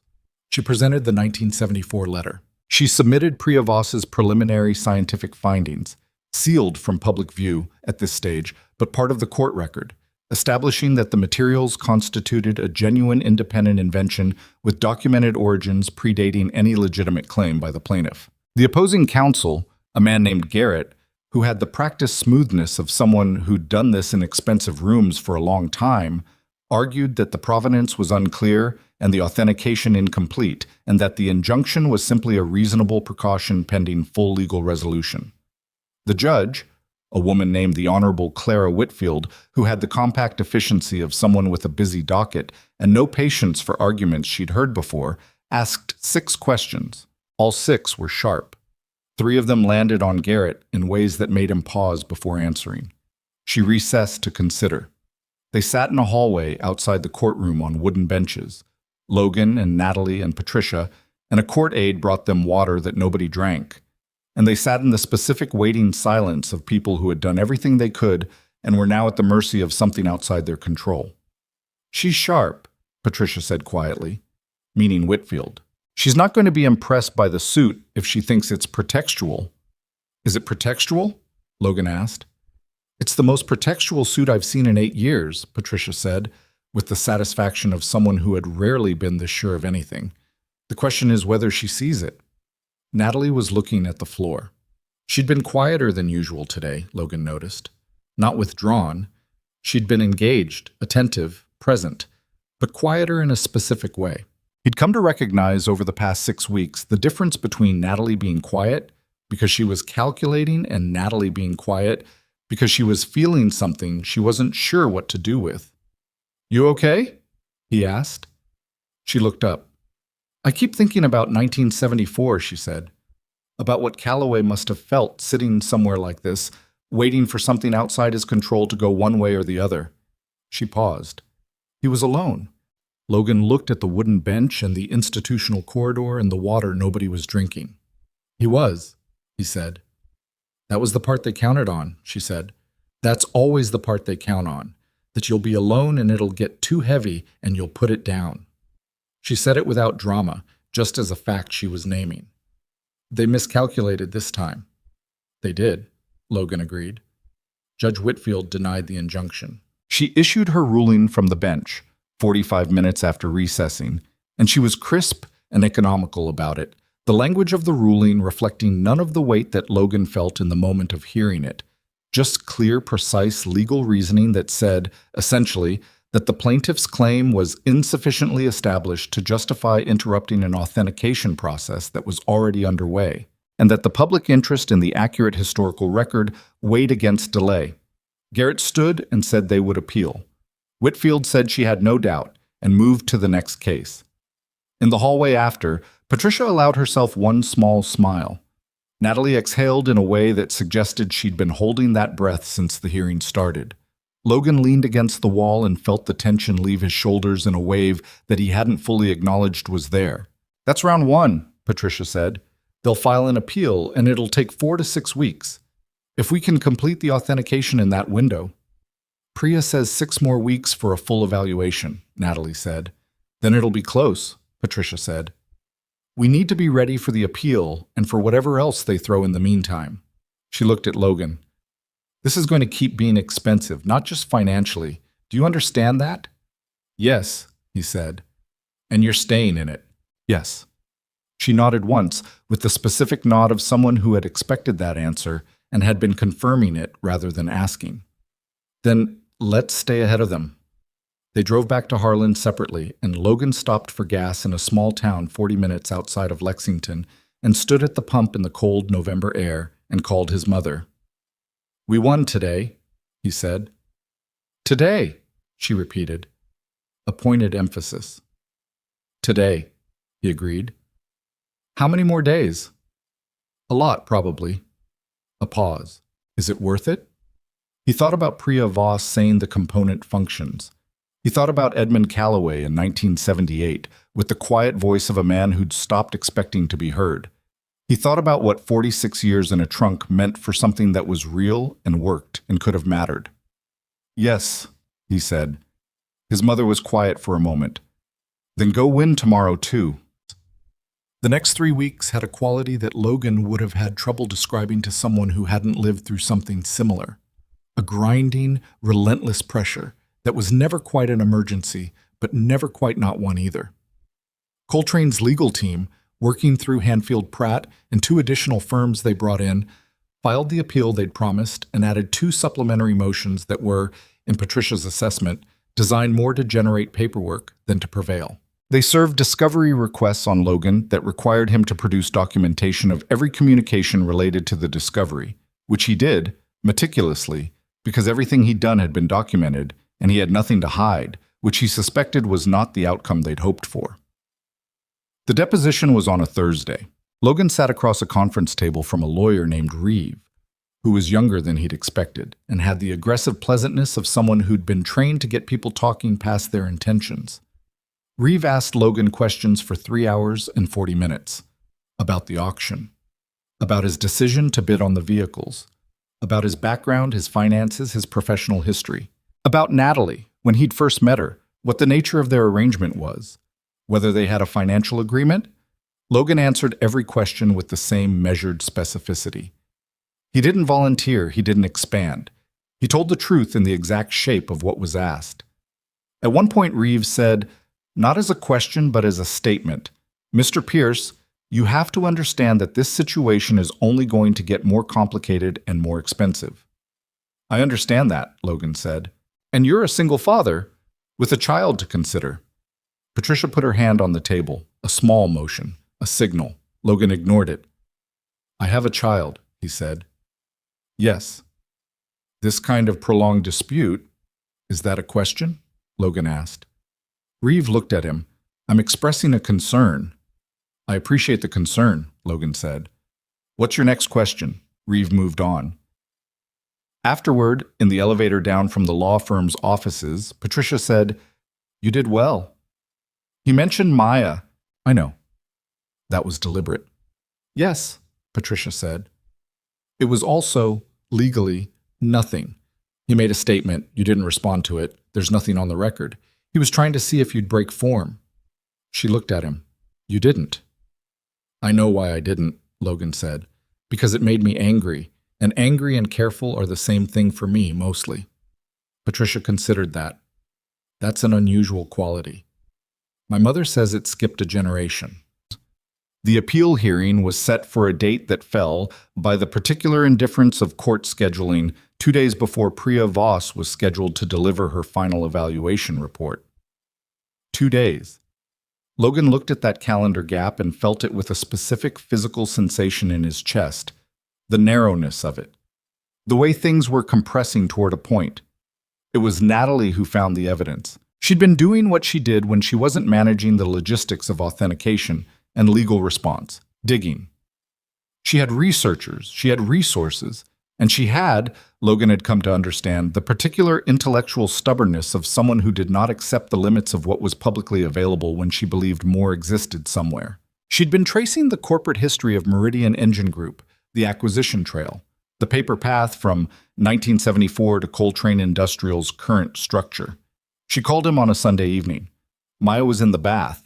Logan was sitting at the kitchen table with what had become his permanent resident, the yellow legal pad, now mostly full, 3/4 of a second one started, and a cup of tea that was this time actually warm. "I have something," Natalie said. "I need you to come to Nashville tomorrow. Can you do that?" "Tell me now." "Some of this I need to show you, but the short version," she paused, and he could hear her deciding how to frame it. "I found board meeting minutes from Meridian Engine Group, 1974. Internal documents that were part of a due diligence disclosure in the 1979 acquisition. The acquiring company was required to produce them in a separate legal matter in 1989. They were sealed, but the sealing order expired and they entered the public record 2 years ago, and nobody has been looking at them because the 1989 case was about something completely unrelated." "What do the minutes say?" "They say that Meridian's engineering board reviewed Callaway's research in February 1974, 4 months before the legal threat letter." She paused again. "They say that the board's assessment was that the research was, and I'm reading directly, legitimate, novel, and commercially disruptive in ways that would necessitate significant restructuring of existing product lines. They say that the recommended course of action was to acquire the research or, the language is, neutralize the independent development pathway." Logan was very still. "They knew," he said. "They assessed his work as real and commercially significant and then sent him a legal threat to make him stop," Natalie said. "They didn't bury it because it didn't work. They buried it because it did work, and because it threatened what they already had." Her voice was steady, but with something underneath it. Something that was not quite anger and not quite grief, but partook of both. "I need you to see these documents. Patricia needs to see them, because this changes the nature of what we're dealing with. This isn't a disputed claim over intellectual property. This is documented, premeditated suppression of a legitimate invention for commercial reasons." Logan looked at his yellow legal pad. The timeline he'd built over 6 weeks, the careful connecting of dots, the slow accumulation of evidence. He thought about the 14 pages of it and how the line he'd drawn between Meridian and the outcome of Calloway's life had been, until 30 seconds ago, a hypothesis. It was no longer a hypothesis. "I'll be there at 9, he said. He sat at the table for a while after he hung up, in the quiet of his kitchen, with the sound of Maya's bath running down the hall and the cold pressing against the window and the yellow legal pad open in front of him. He thought about what he would do with this. The board minutes would go to Patricia immediately, would be central to the appeal, would change the shape of the legal argument from defense to something that pressed outward rather than just held a line. They would become, eventually, part of the public record, in a proceeding that would be harder and harder for Coltrane Industrial to quietly manage. He thought about Natalie finding them, how she'd spent weeks pulling at threads that most people would have let go, driven by whatever combination of principle and stubbornness she'd been running on since the night she walked into his garage and looked at his work table and started asking precise, technical questions. He thought about the woman who had laughed at him at the auction, and the woman who had called him on a Sunday night with her voice tight with controlled significance, and the fact that these were the same person, and what that said about people and their capacity to be wrong about things, and then be better. He got up and went to the bathroom and knocked on the door. "Almost done," Maya called. "No rush," he said. "Just checking." "I know you're just checking," she said, with 7-year-old world weariness. "You always just check." "I always will," he said. He stood in the hallway with his hand on the bathroom door and listened to the sound of the water and thought about Edmund Calloway, who had built something real and had it taken from him, and about the board meeting in February 1974 where men in suits had decided that the truth was commercially inconvenient and acted accordingly. For 46 years, they'd been right. Logan Pierce intended to make the next part of the story different. The Meridian board minutes were 12 pages long, single-spaced, on paper that had yellowed at the edges in the specific way that paper yellows when it's been stored in conditions that were adequate but not careful. Natalie had them laid out on the conference table in her Nashville hotel suite when Logan arrived at 9:15 the following morning, slightly later than he'd planned because there'd been an accident on the highway and he'd sat and stopped traffic for 20 minutes watching the sky get fully light. He read them standing up, which was how he read things he needed to absorb quickly. Natalie stood at the window with her coffee and didn't interrupt. The minutes were from a board meeting dated February 11th, 1974. They were formatted the way board minutes from that era were formatted: agenda items, attendance, discussion summaries, resolutions. Items 1 through 4 were routine: procurement, a personnel matter, a facilities question. Item 5 was listed simply as Calloway Research Assessment and ran for 7 of the 12 pages. The language was corporate and measured, the language of men who knew they were creating a written record and were choosing every word accordingly. But even through the careful phrasing, the meaning was clear. Meridian's engineering team had obtained Calloway's research materials. Logan noted that the minutes did not say how, just obtained, and had evaluated them over a 6-week period. The assessment was unanimous. The theoretical framework was sound. The prototype demonstrated functionality within claimed parameters, and the projected commercial applications were, in the language of the minutes, significant and disruptive to existing market positions.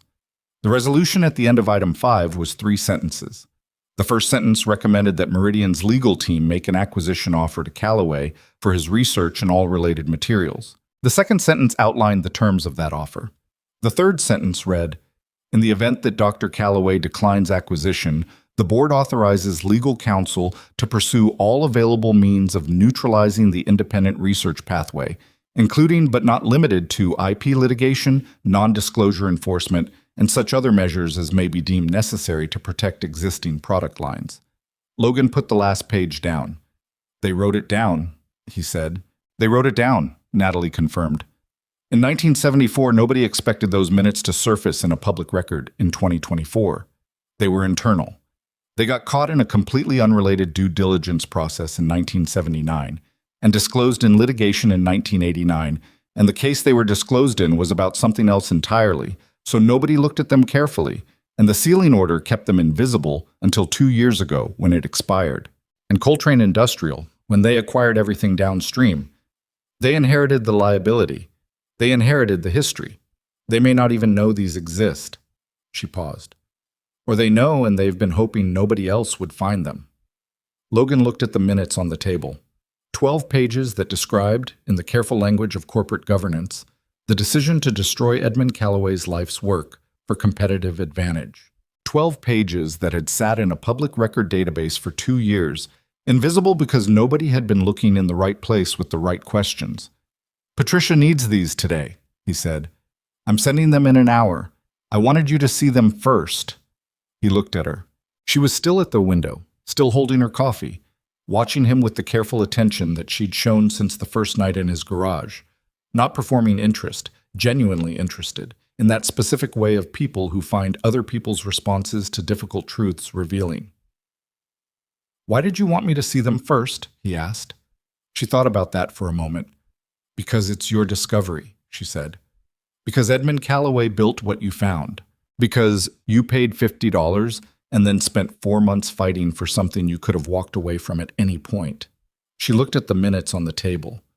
"And because I thought you deserved to know what you're actually dealing with before the lawyers get it and it becomes a document in a case file." Logan nodded slowly. "It's not just about intellectual property," he said. "No. It's about a specific decision made by specific people that erased a specific man's work and cost everyone who came after him 46 years of a technology that worked." "Yes." He picked up the first page again and looked at it. He was thinking about something that had been forming in the back of his mind for weeks. Not quite a decision yet, more like the shape of one, a sense of direction that hadn't fully resolved into a plan. "When this is over," he said slowly, "when the authentication is complete and the legal fight is done, what happens to the technology?" Natalie was quiet, watching him. "Because right now, everyone who wants it wants to own it," he said. "Coltrane wants to bury it again. Veridian wants to acquire it and control who gets to use it. There are probably 3 other companies who haven't called yet, but are waiting to see how this shakes out." He put the page down. Edmund Callaway built something that he wanted to matter, not to disappear into a vault somewhere, even a well-funded vault. He wrote in the journals that he wanted the work to speak for itself. That's why he kept documentation. That's why he put everything in the trunk, not to hide it forever, to preserve it. He was trying to get it to the future, not bury it. Natalie set her coffee down on the windowsill. "What are you saying?" "I'm saying I don't want to sell it. Not to Veridian, not to Coltrane for a settlement, not to anyone who's going to put it behind a proprietary wall and decide who gets access." He looked at her directly. "I'm saying I want it to be available. To engineers, to students, to researchers, to anyone who can use it to build something." The room was quiet for a moment. Outside the hotel window, Nashville was doing its mid-morning business, indifferent to the conversation happening 9 floors above it. "You know what it's worth," Natalie said. "It wasn't a challenge, it was a check."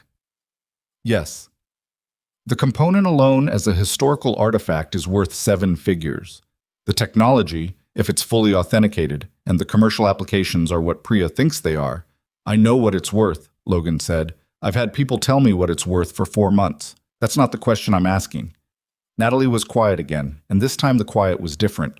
It was the quiet of someone recalibrating, the mental adjustment that happens when you realize a conversation has gone somewhere you hadn't fully anticipated. "What are you asking?" she said. "I'm asking whether you'd be willing to do something with this that isn't about ownership." He held her gaze. "You have resources I don't have. You have the infrastructure, the networks, the financial position to do something with this at a scale I can't, but I need it to be the right thing." He paused. "I'm not saying I don't trust you. I'm saying this is my condition." Natalie looked at him for a long moment. There was something working in her expression. Not offense, not resistance. Something more complicated. "You're asking me to invest in something that I can't own. I'm asking you to invest in something that matters more than ownership." She turned back to the window. The Nashville skyline was gray and flat under a November sky, ordinary and unremarkable the way cities look from hotel windows in the middle of the week. She stood there long enough that Logan wondered if he'd miscalculated. Then she said quietly, "I built my company on the idea that clean energy technology was worth investing in before it was profitable. 4 years of losses before we broke even. Everyone I knew thought I was being stubborn. A pause. My father told me to cut my losses in year 2. He's not in the business anymore. She turned around. I know what it means to believe that the right thing and the profitable thing aren't always the same thing. I've lived in that gap for 10 years. Then you know what I'm asking. Yes. She picked up her coffee again, and the answer is yes, but I want one thing from you in return. What? Let me help design it. The structure. Whatever we build to hold this, the preservation, the access, the educational framework, I have ideas. I want a seat at the table for how it gets built, not just the writing of checks. Logan thought about it. Thought about whether that was an ask that cost him something he couldn't afford, or whether it was, in fact, the right partnership for what this needed to be. He thought about the first night in his garage, the way she'd read the room, the way she'd asked questions instead of making offers. He thought about her finding the board minutes, spending weeks pulling at threads that most people would have let go. Done, he said. The appeal hearing was in Lexington, same courthouse, same Judge Whitfield, and this time the room had a different texture to it. Patricia presented the Meridian Board minutes with the contained enthusiasm of a lawyer who has found the most important document in a case and has had several days to think about exactly how to present it. She walked Judge Whitfield through the timeline, the February 1974 board meeting, the assessment, the resolution, the legal threat letter to Callaway 4 months later, the eventual disappearance of the research. She connected each step with documentation. She didn't editorialize. She didn't need to. Garrett from Hanfield Pratt objected twice. Both objections were overruled. Judge Whitfield read the board minutes herself, in the courtroom, which was unusual enough that Patricia quietly noted it to Logan as it happened. Judges usually reviewed documents in chambers. Reading them at the bench in open court was a statement, though a carefully neutral one. When Whitfield looked up from the final page, she looked at Garrett. "Counselor," she said, "I'm going to give you an opportunity to explain to me why the plaintiffs claim that these materials constitute proprietary information belonging to their predecessor company is not directly contradicted by the plaintiff's predecessor company's own internal documentation describing the materials as an independent researcher's work." Garrett was good. He was smooth and experienced and had no doubt handled worse positions than this one. He argued for 11 minutes, and his argument was not incoherent.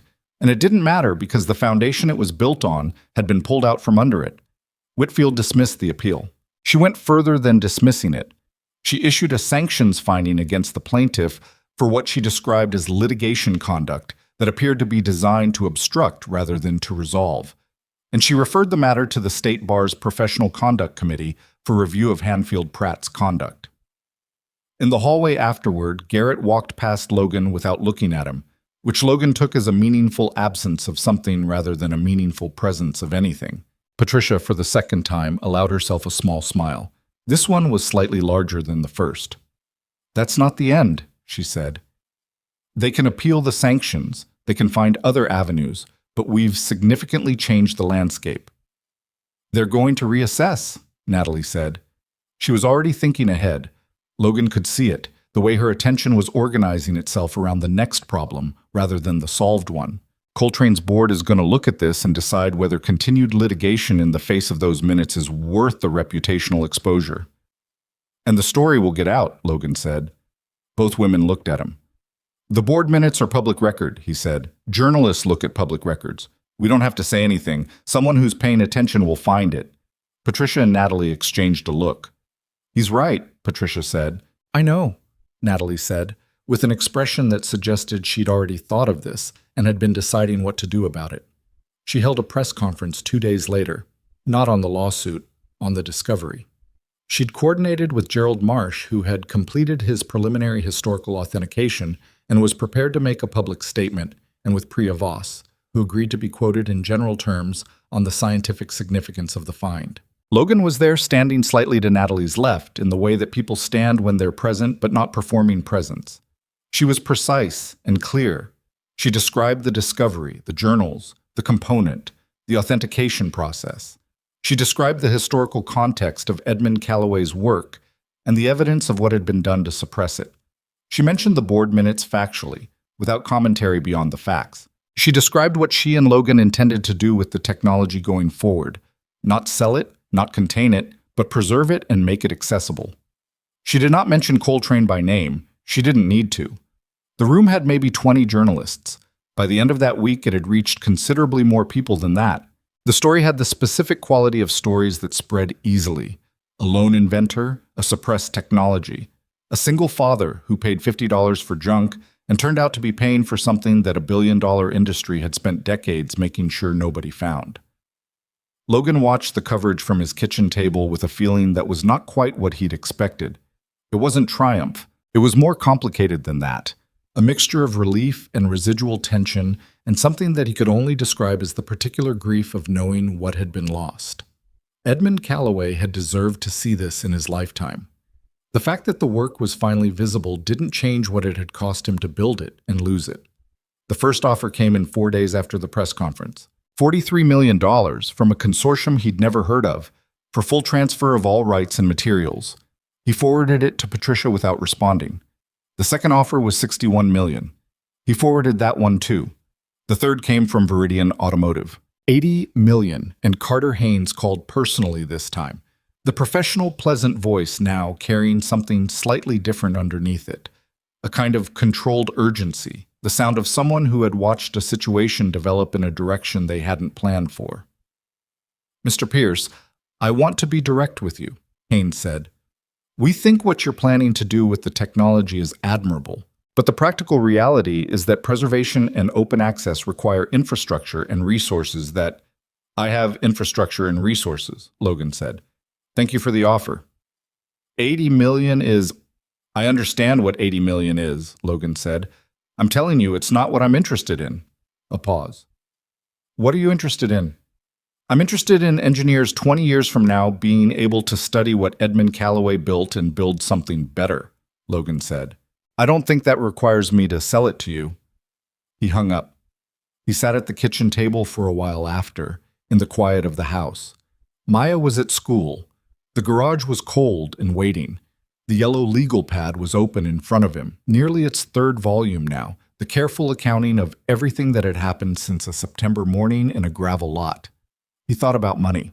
He'd be dishonest if he said $80 million didn't have a specific shape in his imagination, what it would mean for Maya's future, for his mother, for the house that had been declining since 1978 and needed a new roof that Logan had been planning for and deferring for 2 years. He wasn't pretending the number didn't exist. He wasn't performing indifference to it. He was just clear that the number wasn't the right answer to the question that was actually in front of him. Priya Voss delivered her final evaluation report on a Thursday. Full authentication of the component. Full verification of the functionality Callaway had described. The report was technical and detailed and ran to 68 pages that Logan read carefully over 2 evenings, looking up the terms he didn't know, building his understanding piece by piece. The conclusion was stated plainly in the executive summary. The powertrain technology developed by Edmund Roland Callaway between 1963 and 1978 represented a legitimate and functional engineering innovation that, at the time of its development, was without parallel in commercial or known experimental research. The technology's applications in clean energy propulsion were significant and warranted serious further development. 68 pages of science that said, this was real, this worked, someone buried it on purpose. Logan called Natalie. "Priya's report is final," he said. "I know. She sent it this morning." A pause. "How are you doing?" "I'm trying to figure out how to feel about something." "What?" "The offers," he said. "I've turned down $143 million in the last 2 weeks." He said it not with pride, but with the kind of flat assessment you give a fact that doesn't quite feel real yet. "I have a daughter who's going to need college in 11 years. I have a truck with 150,000 miles on it. I have a house with a roof that needs replacing." He paused. "I'm not second-guessing the decision. I just want to say it out loud to someone, because carrying it quietly isn't making it smaller." Natalie was quiet on the other end of the line for a moment. When she spoke, her voice was careful, not with professional care, but with personal care, the kind that comes from actually listening. "I know," she said. "I know what you're carrying." She paused. "Can I say something that might sound self-serving?"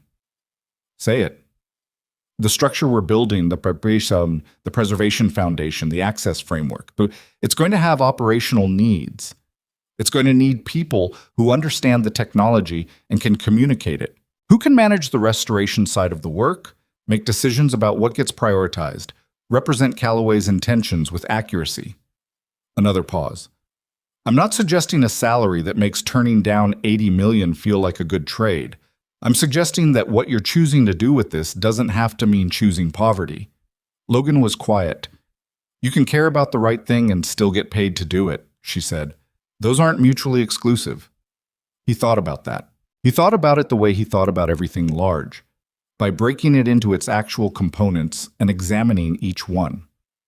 I'd need to know what the role actually is, he said finally. Not a title. What the work would be.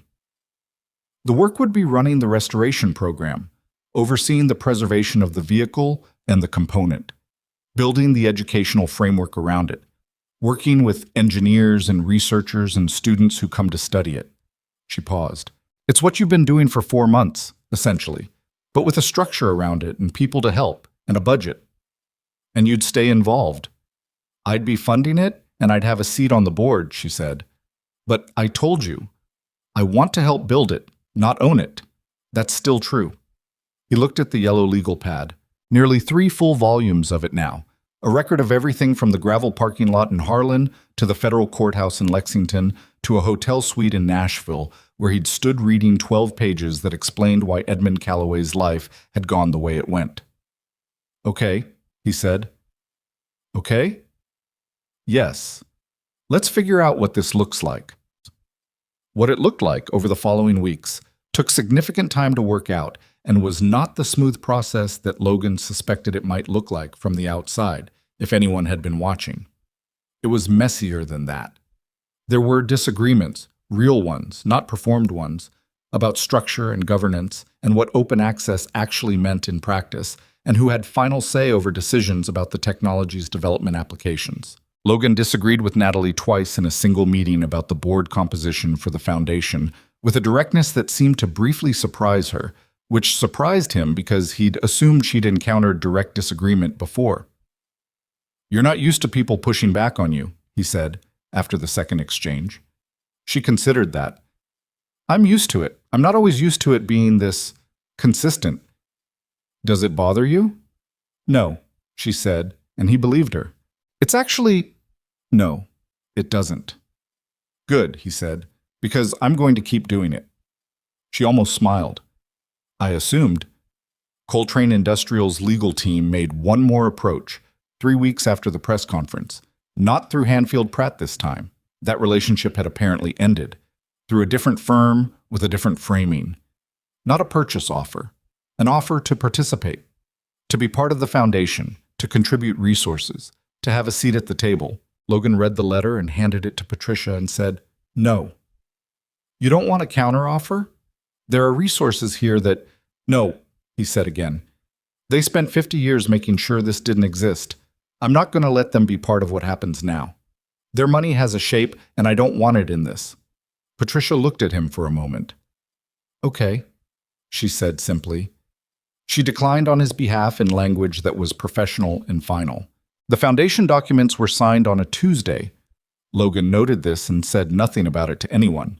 In a conference room in Nashville with Patricia and Natalie and Gerald Marsh and Priya Voss and a man named Theodore Oakes, who was an attorney specializing in nonprofit governance, and who had agreed, after 3 conversations with Logan, that what they were building was genuinely unusual and had told him so with the specific respect of a professional encountering something that exceeded their usual categories. Logan signed his name at the bottom of 17 pages and felt the weight of the process shift, change shape, become something more permanent. Afterward, in the hallway, Marsh shook his hand and held it for a moment. He was the kind of man who was not naturally demonstrative, who expressed things in careful, measured language rather than gesture. But he held the handshake a beat longer than a purely professional one, and Logan understood what he meant by it. Edmund Callaway would have wanted this, Marsh said. I think so, Logan said. I hope so. He wrote, in the 3rd journal, I've been going back through them, now that the authentication is done, he wrote that he didn't care about recognition. He wrote that the work mattered more than the worker. Marsh released his hand. He was wrong about that in my view. The worker mattered too, But the sentiment? Yes. He wanted the work to outlive the damage done to it. Logan nodded. He thought about the trunk, the sealed trunk with the epoxy compound hardened over decades, and the canvas that had degraded into stiff cloth, and the component and the 16 journals waiting in the dark for someone to ask the right question. In the parking lot outside, Natalie was on her phone. She saw him come out and held up one finger, 1 minute, and finished her call. "How do you feel?" she asked when she'd hung up. He thought about it honestly, which was the only way he thought about things. "Like I did the right thing," he said. "And like I'm tired, both at the same time. That's usually what doing the right thing feels like." "Yeah," he said. "I'm starting to think it is." She looked at him with an expression that he'd come to recognize over the past 4 months as her actual face, underneath the professional surfaces and the measured presentations. The face of someone who was more uncertain than she looked, more human than her reputation suggested, more willing to say I was wrong than her success rate would have required her to be. "I laughed at you," she said, "at the auction. I keep thinking about that." "I know. It was a bad thing to do. Not just impolite, actually bad. Because I looked at you and I made a decision about you based on—" She stopped. "Based on nothing real, based on appearance." "You apologized," he said, "the night you came to my garage." "I know, She paused. "I want to say it again because the first time I was also calculating whether you'd let me in to see the car." He looked at her. "Were you?" "Probably a little," she admitted. "I'm honest with myself about that, even if I'm not always proud of it." Logan thought about imperfect people trying to do better, which was the condition most human beings were in most of the time, and whether that trying was worth something, and decided that it was. "You found the board minutes," he said. "Yes." "You could have sat on those, used them as leverage separately, built a different kind of position." "I know," she said, "but you called me first." "Yes." He looked at the parking lot and the gray Nashville sky and his truck parked at the far end, needing new tires that he kept adding to the mental list. "We're square," he said. She nodded once, and something in her posture settled, a tension he hadn't fully noticed until it wasn't there. He drove home in the early afternoon, the November light slanting low and flat across the Kentucky hills. He had a daughter to pick up from school. He had a garage with 4 cars still in various states of restoration that he'd been neglecting for months. He had a foundation to help build, a program to design, a life to continue living that was going to look somewhat different from the one he'd been living. He pulled into the school parking lot 3 minutes before the bell rang and sat in the truck waiting. And when Maya came out, coat unzipped despite the cold, horse book tucked under one arm, looking around the crowd of parents with the focused search pattern of a child locating a specific person, and saw his truck and started toward it. He felt something loosen in his chest that had been tight for 4 months. She climbed in and buckled her seatbelt and looked at him. "You look different," she said. "Different how?" She studied him with the direct, slightly unfiltered assessment that 7-year-olds apply to everything. "Less like you're thinking about something complicated." "I'm still thinking about complicated things," he said, "but less." "A little less," he agreed. "Good," she said, with the firmness of someone who had been waiting for exactly that. She opened her horsebook. "Can we get hot chocolate?" Logan put the truck in reverse. "Yeah," he said, "we can get hot chocolate." The building had been empty for 23 years when they started working on it. It sat on the eastern edge of a mid-sized Tennessee city called Mill Haven, a former manufacturing facility that had produced auto parts through the 60s and 70s, and had gone quiet in the early 2000s when the economics of American manufacturing shifted, and the company that owned it decided that quiet was cheaper than operating. The locals had various names for it. The old Brenham plant, the ghost factory. Kids in the neighborhood had spent 2 decades finding ways through the fence, and the graffiti on the interior walls had accumulated in layers the way geological strata accumulate, each generation leaving its mark over the previous one, an unintentional record of time passing. Natalie had found it. She'd been looking for something with the right combination of size, structural integrity, historical resonance, and location, and she'd visited 11 buildings before she walked into this one and stood in the main floor space and looked up at the skylights. Dirty, some cracked, but structurally sound, flooding the space with the particular quality of light that industrial skylights produce, wide and even and without the shadows that windows create, and called Logan from inside the building. "I'm standing in your museum," she said when he picked up. "How bad is the roof?" he asked. "Manageable." "How bad is the electrical?" "Terrible. But the bones are good, Logan. The bones are really good." He drove out the following Saturday with Maya, who had been told they were going to look at a building and who had brought her horsebook because she brought it everywhere now, and who walked into the main floor space and looked up at the skylights and said, with the authority of someone whose opinion should be taken seriously, "It smells like the garage." "It does kind of smell like the garage," Logan admitted. "That's good," she said, as if settling a question, and went to find a corner to read in. The renovation took 8 months. Not 8 smooth months, 8 months of cost overruns and structural surprises, and the particular chaos of a large-scale construction project where 3 different contractors had opinions about the correct approach to the electrical system, and all 3 opinions were different.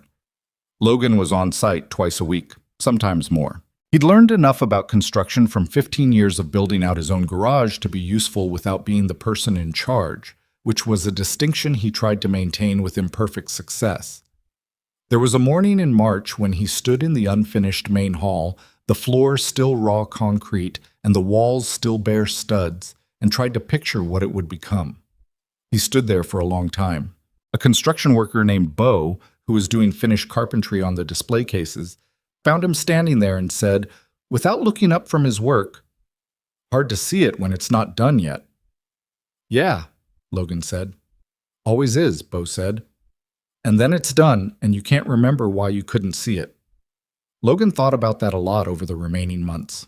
The 4th car, the one that had started everything, was restored over the same 8 months, running parallel to the building renovation. Logan did the work himself, in the evenings and on weekends, in his garage in Harlan, with Maya on her stool and her sequence of books and her running commentary. He did it the way he'd always done restoration work, methodically, honestly, not trying to make the car something it wasn't, but trying to make it the best version of what it was. The rust came off in layers. Beneath it, the original body of the car was in better shape than it had looked. Not perfect. There were sections that needed significant work, body filler that he applied carefully, panels that required straightening with the patience of someone who understood that hurrying metal was how you ruined it. The paint, when he finally got to it, was a color he'd spent 3 weeks deciding on. He'd gone back to the journals for that. Callaway had mentioned the car twice, in passing, once describing it as the gray sedan and once as the vehicle. No help there. He chose a dark green. Not dramatic, not flashy. A color that said, "This is a serious thing that has been treated seriously." He thought Callaway would have approved, though he was aware that was probably just himself wanting to believe it. The interior he rebuilt as close to original as he could, using materials that matched the period. The modified powertrain components he documented in exhaustive detail and then left in place, not operational, sealed and preserved, because the point wasn't to make the car run, but to make it available for examination. The trunk component was kept separately, in climate-controlled storage at the Tennessee facility, available for research under the access protocols the Foundation had developed. When the car was done, Logan drove it onto his trailer and transported it to Millhaven on a Wednesday evening in early October, 1 year and 3 weeks after he'd first driven 5 broken wrecks home from a Harlan County parking lot on $50 and an instinct. He stood in the loading bay of the building while the car was unloaded and thought, there it is. That's the whole thing, from the beginning to now, compressed into one green sedan sitting under fluorescent lights in a renovated factory. It was not a simple feeling. It was the feeling of something being both over and just beginning, which is the hardest kind of feeling to hold because it doesn't resolve into a single emotion. You can't be just glad or just sad or just proud. You're all of those simultaneously, in proportions that shift depending on the hour. The opening was scheduled for a Saturday in late October, 6 weeks after the car arrived.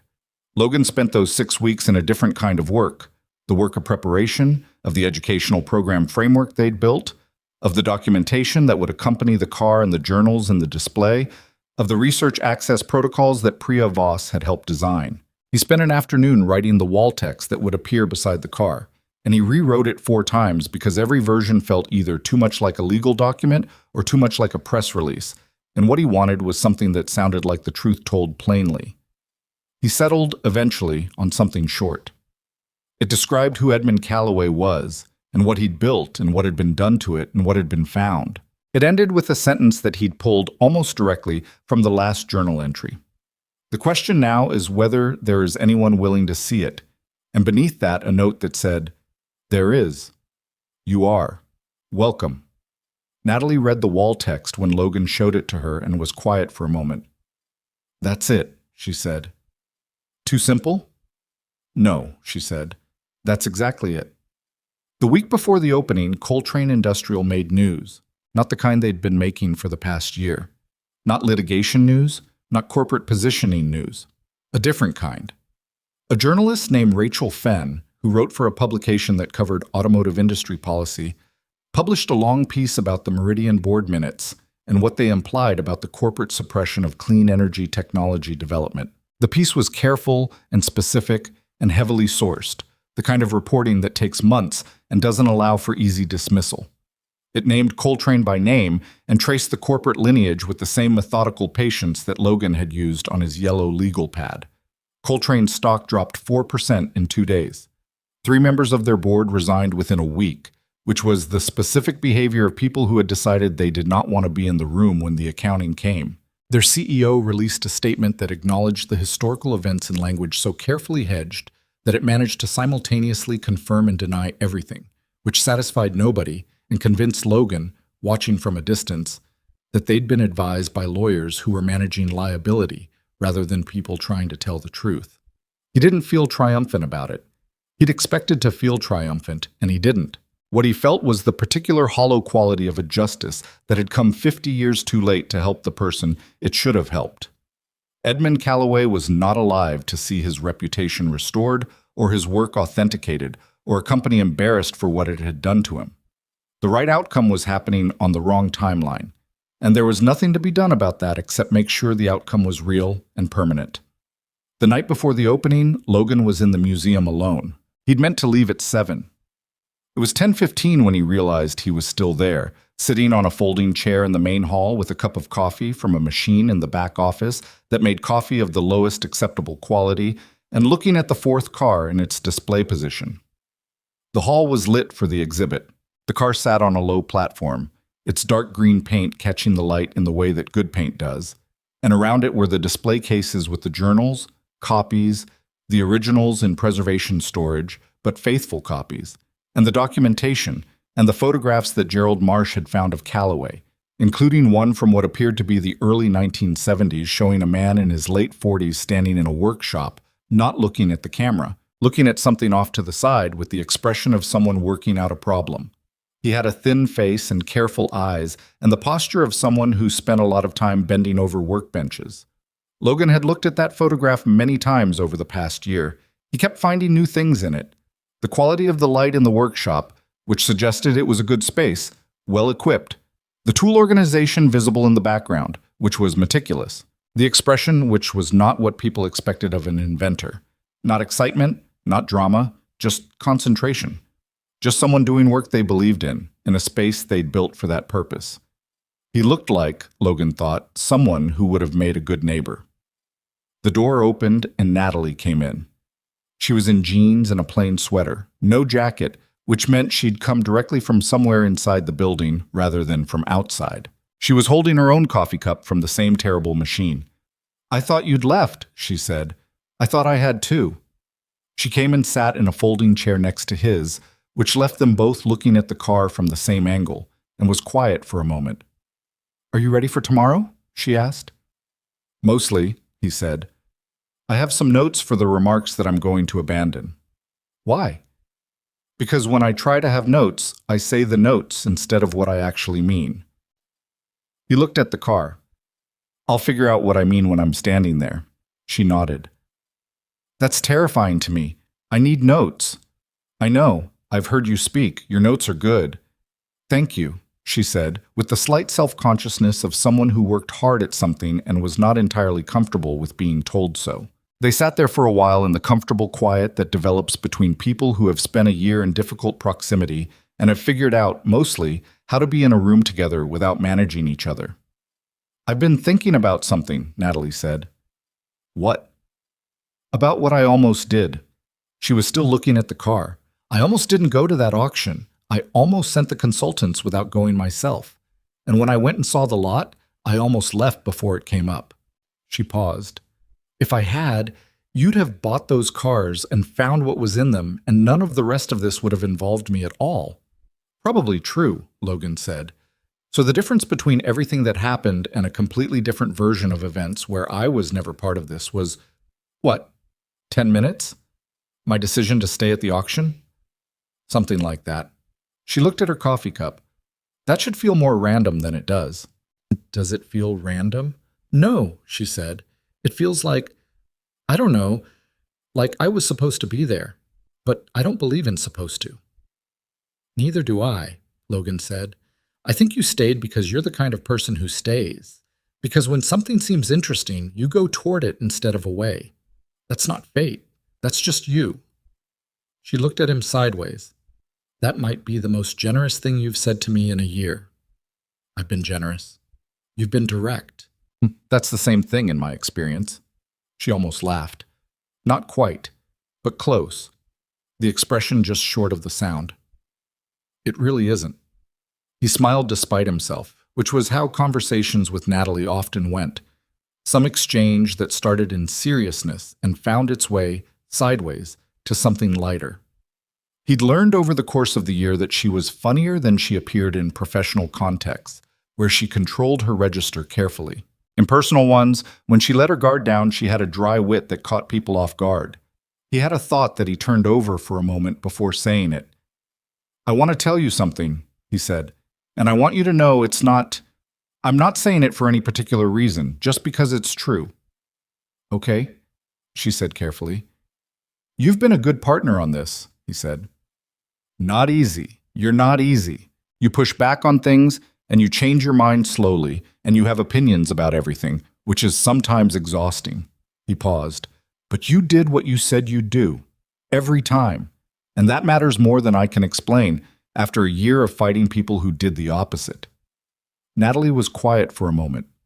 In the year Logan had known her, he'd come to understand her silences the way you come to understand a person's whole language over time. This one was the silence of someone receiving something they hadn't prepared for.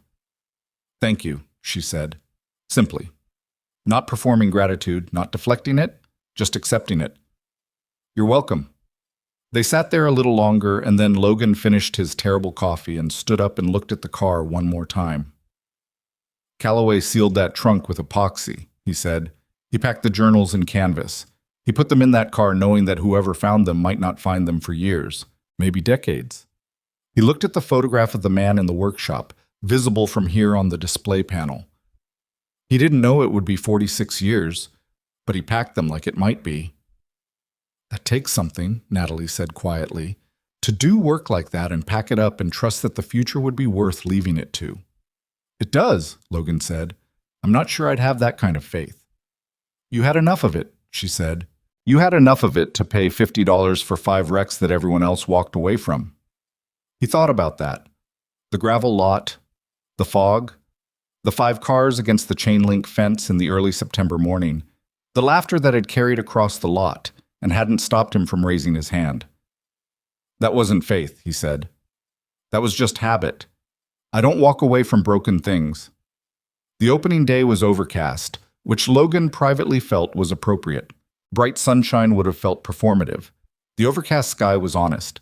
This was a serious occasion, not a celebration exactly, more like a reckoning. A reckoning with what gets lost and what gets found and what it costs to be the kind of person who keeps looking. The attendance was larger than he'd expected. He'd been told to expect 400 people for the opening day.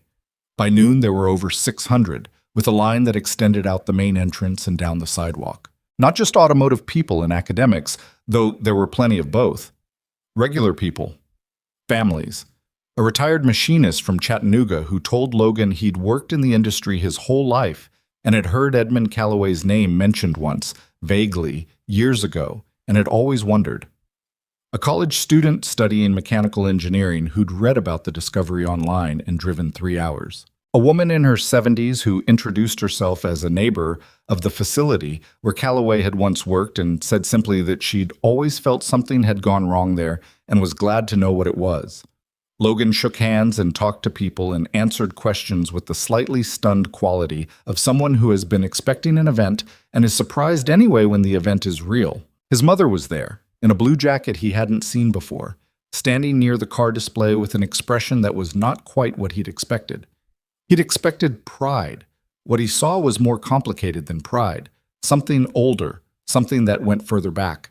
The expression of a woman watching her son be exactly who she'd raised him to be, which produces feelings that pride is too simple a word for. He hugged her and she held on slightly longer than she usually did and said nothing, which said everything. Maya was there in a yellow dress that was her own choice, entirely. A dress she'd decided on the night before with the firmness that characterized all her aesthetic decisions. She had her horse book, but she wasn't reading it. She was walking around the exhibit with the specific serious attention of someone who understood that this was important without fully understanding why, and who had decided that understanding why was less important than paying attention. She stopped in front of the photograph of Edmund Calloway and looked at it for a long time. Logan came to stand beside her. "What do you think?" he asked. "He looks like he's thinking," she said. "He was always thinking, I think." "Like you," she said. "I hope so," Logan said. "He was smarter than me." Maya looked at him with the directness that was one of her most consistent qualities. "You found his stuff," she said. "He didn't find yours."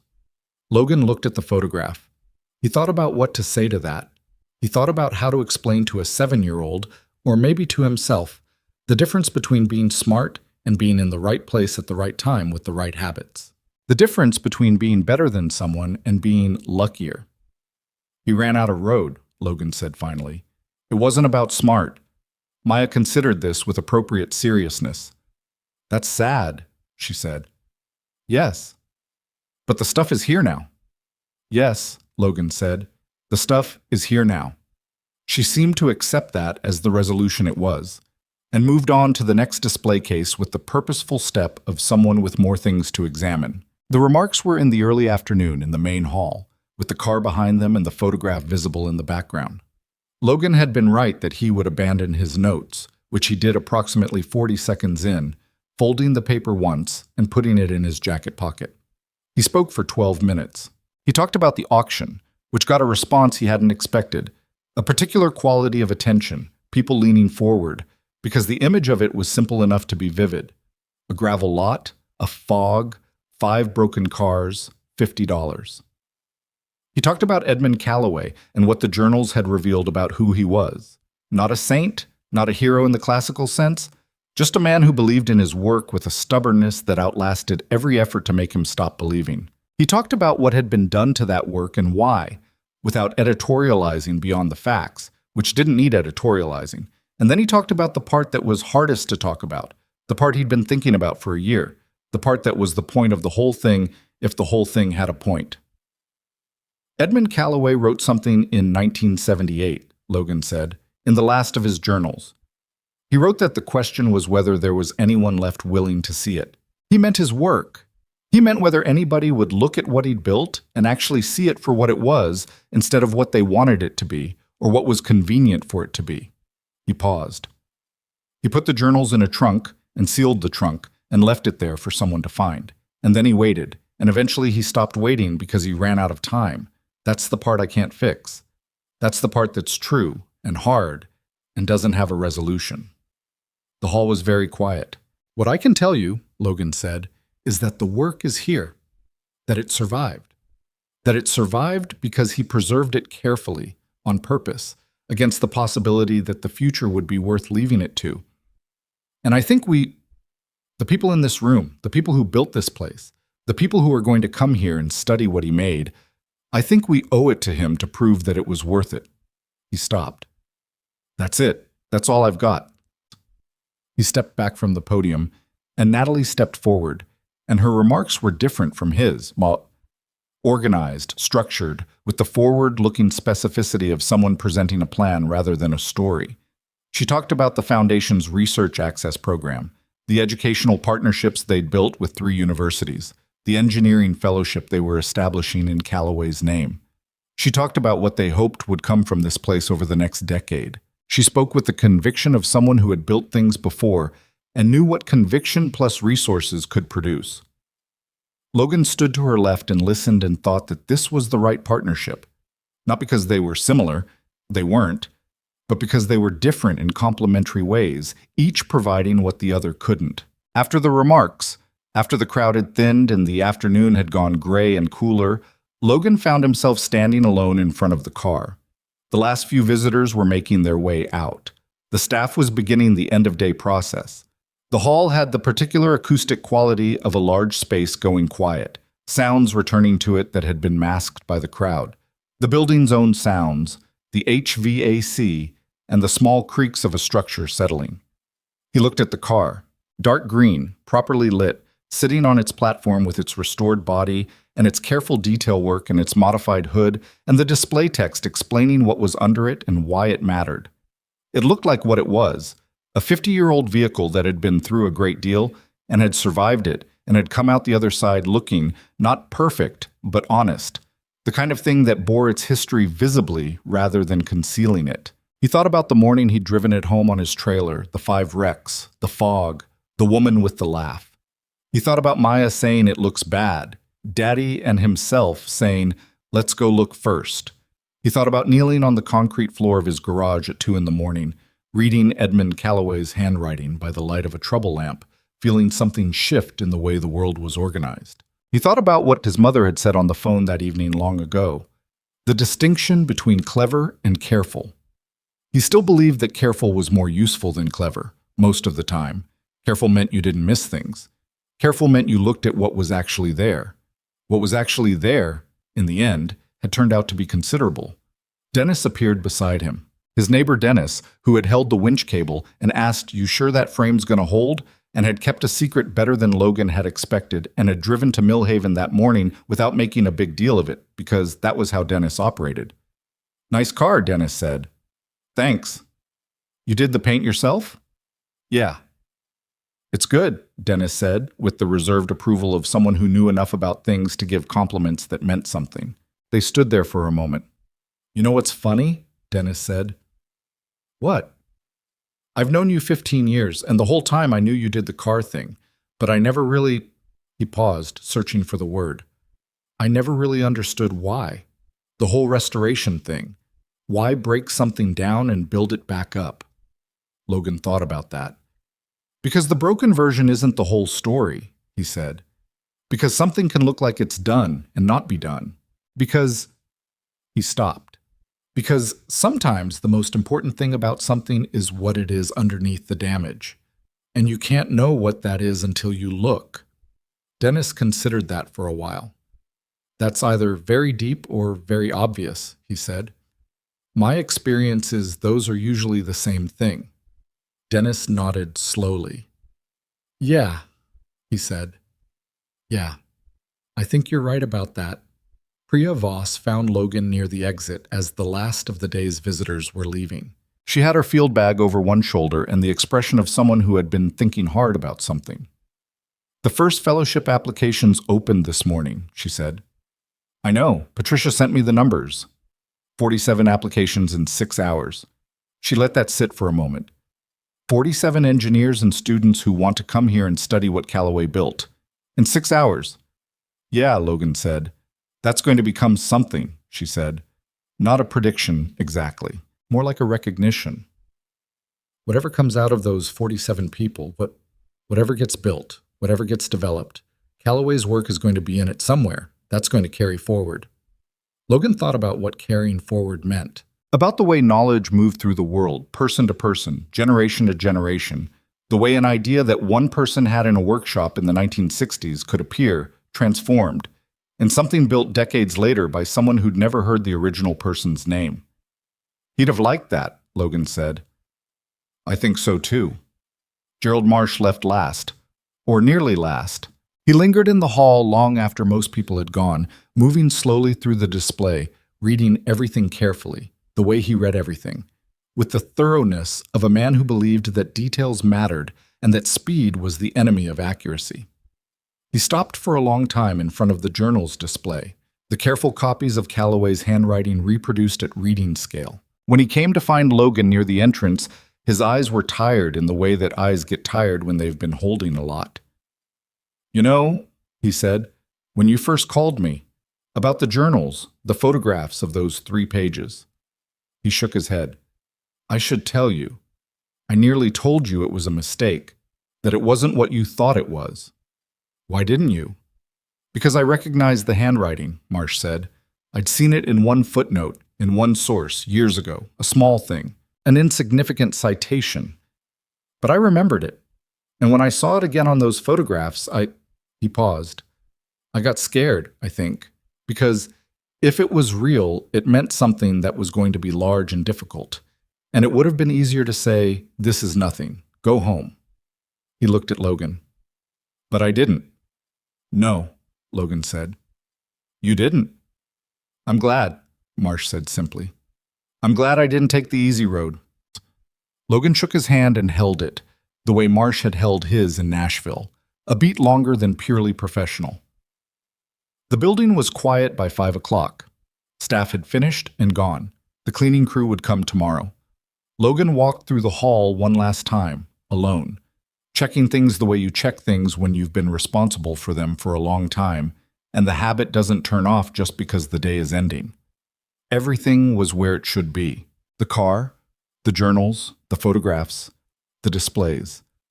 The wall text that he'd rewritten 4 times before it said the thing he actually meant.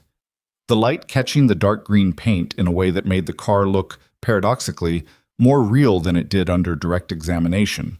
The way good light shows you what something is rather than just what it looks like. He turned off the hall lights and stood for a moment in the near dark, with only the security lighting casting everything in the flat blue of institutional safety, and looked at the car one more time. In the dark, it was just a shape, just the outline of a vehicle on a platform, featureless, anonymous, just the shadow of a thing. And then his eyes adjusted, and it wasn't featureless anymore. It was itself again, specific, identifiable, carrying its own particular history in every line. The car that nobody wanted. The car that had sat in a county lot for 11 years, invisible because no one had thought to look carefully. The car that had ended up on a trailer behind a truck with 140,000 miles on it, driven home by a man with grease on his hands and a 7-year-old who thought it looked sad. It had looked sad. He wouldn't argue with that. It didn't look sad now. He left through the side door and stood in the parking lot in the October evening, and the air was cold and clean and smelled like the particular smell of a Tennessee autumn. Leaves and wood smoke and the faint sweetness of the season tipping over into something colder. His truck was parked at the far end of the lot. The new tires he'd finally gotten, a month ago, made it look slightly more competent than it had before, though the body still needed work that he'd been adding to the list and removing from the list depending on whether there was money for it. His mother pulled up beside him before he reached the truck. She'd offered Maya a ride home, which Maya had accepted on condition that they stop for ice cream, which his mother had agreed to with the ease of a woman who had been saying yes to ice cream requests for several generations. His mother's window came down. "You okay?" she asked. "Yeah," he said. "I think so." She looked at him for a moment with the specific look that she'd been giving him his entire life. The look that meant she was reading more than he was saying, and that what she was reading was okay, maybe even better than okay. "Your father would have loved this," she said. It was the first time she'd said that, and she said it the way you say things you've been carrying for a while and have finally decided to put down somewhere. Logan looked at the building behind them. The former Ghost Factory, the old Brenham plant, now the Ashcroft Innovation Center, named over his mild objection in a conversation where Natalie had simply outweighted him, which turned out to be her most effective negotiating technique. "Yeah," he said, "he would have." His mother nodded once, the nod that was enough, and put the window up and drove away. He stood there for a moment in the empty parking lot. Then he got in his truck and sat there without starting it, with the quiet of the lot around him and the lights of the building behind him, and 11 months of accumulated weight settling into something smaller and more manageable. He thought about what it meant to find a thing, not just the physical act of discovery, the auction, the sealed trunk, the journals, but the other kind of finding. The kind where you look at something that has been damaged and reduced and made to seem worthless, and you recognize, despite all of that, what it actually is. What it always was. What it would have been if the damage hadn't happened. He thought about Edmund Callaway packing the journals into that trunk with the deliberateness of a man trying to send a message to a future he wasn't sure would be worth sending it to. He thought about the faith that took. He thought about whether he himself had that kind of faith and decided he still wasn't sure, but that maybe it didn't matter whether you were sure. Maybe you packed the trunk anyway. Maybe you did the work anyway, regardless of whether the future was guaranteed to receive it well. Maybe that was the only thing that was actually in your control. He thought about Maya in her yellow dress, examining the photograph of a man she'd never known, recognizing him as someone who thought the way her father thought. That had gotten to him, quietly, in a way that he hadn't shown at the time because it was too specific and too personal to show in a crowd. His daughter, 8 years old now. She'd had a birthday in August, horses themed, and had been very specific about the cake, standing in front of a black and white photograph and seeing something familiar in a stranger's face. That was the thing, wasn't it? That was the whole of it, compressed down to its essential form. The way something real, something genuinely built with care and intention, persisted. The way it found its way forward through the damage and the years and the sealed trunks and the deliberate suppressions, and ended up in a room where a child could look at it and feel something without knowing why. You couldn't plan that. You couldn't engineer it. All you could do was build the thing as honestly as you could and trust that honesty had a durability that other things didn't. Logan started the truck.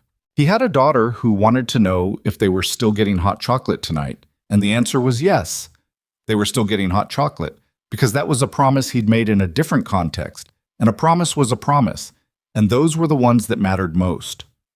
He had a program to run starting Monday morning, with a staff of 7 and a fellowship cohort arriving in January, and more work ahead than he could fully see from where he was standing. He had a house that still needed its roof replaced, and a truck that would need its next round of maintenance in about 8,000 miles, and a garage at home with 4 other cars still in varying states of progress, waiting for him to come back to them. He had a life that was, he understood now more completely than he had before, exactly the life he was supposed to be living. Not perfect, not resolved into anything frictionless or simple, just real and continuing and worth waking up for. He pulled out of the parking lot and onto the road, and the lights of the building disappeared in his rearview mirror as he turned, and then it was just the road and the October dark and the particular satisfaction of a man driving home. There is a quality to certain kinds of integrity that has nothing to do with intelligence or resources or luck. It's quieter than those things and harder to articulate and often invisible to the people who don't have it. It's the quality that makes someone kneel on a cold concrete floor at 2 a.m, reading a dead man's journals. Not because they're sure it will matter, but because something in them will not accept the possibility that it won't. It's the quality that pays $50 for 5 wrecks that everyone else has written off. Not because they know something others don't, because they're willing to look when others have stopped looking. Edmund Callaway had it. He'd built an entire life out of it, and it had cost him more than it should have. Logan Pierce had it too, in a quieter key, expressed in a different way, recognizable if you knew what you were looking for. His daughter was growing up watching him. That was the longest game there was. Longer than any legal case, longer than any authentication process, longer than the arc of a suppressed technology finally finding its way to light. What a child sees their parent be daily, without performance, without audience, in the ordinary conduct of an ordinary life, that was what persisted past everything else.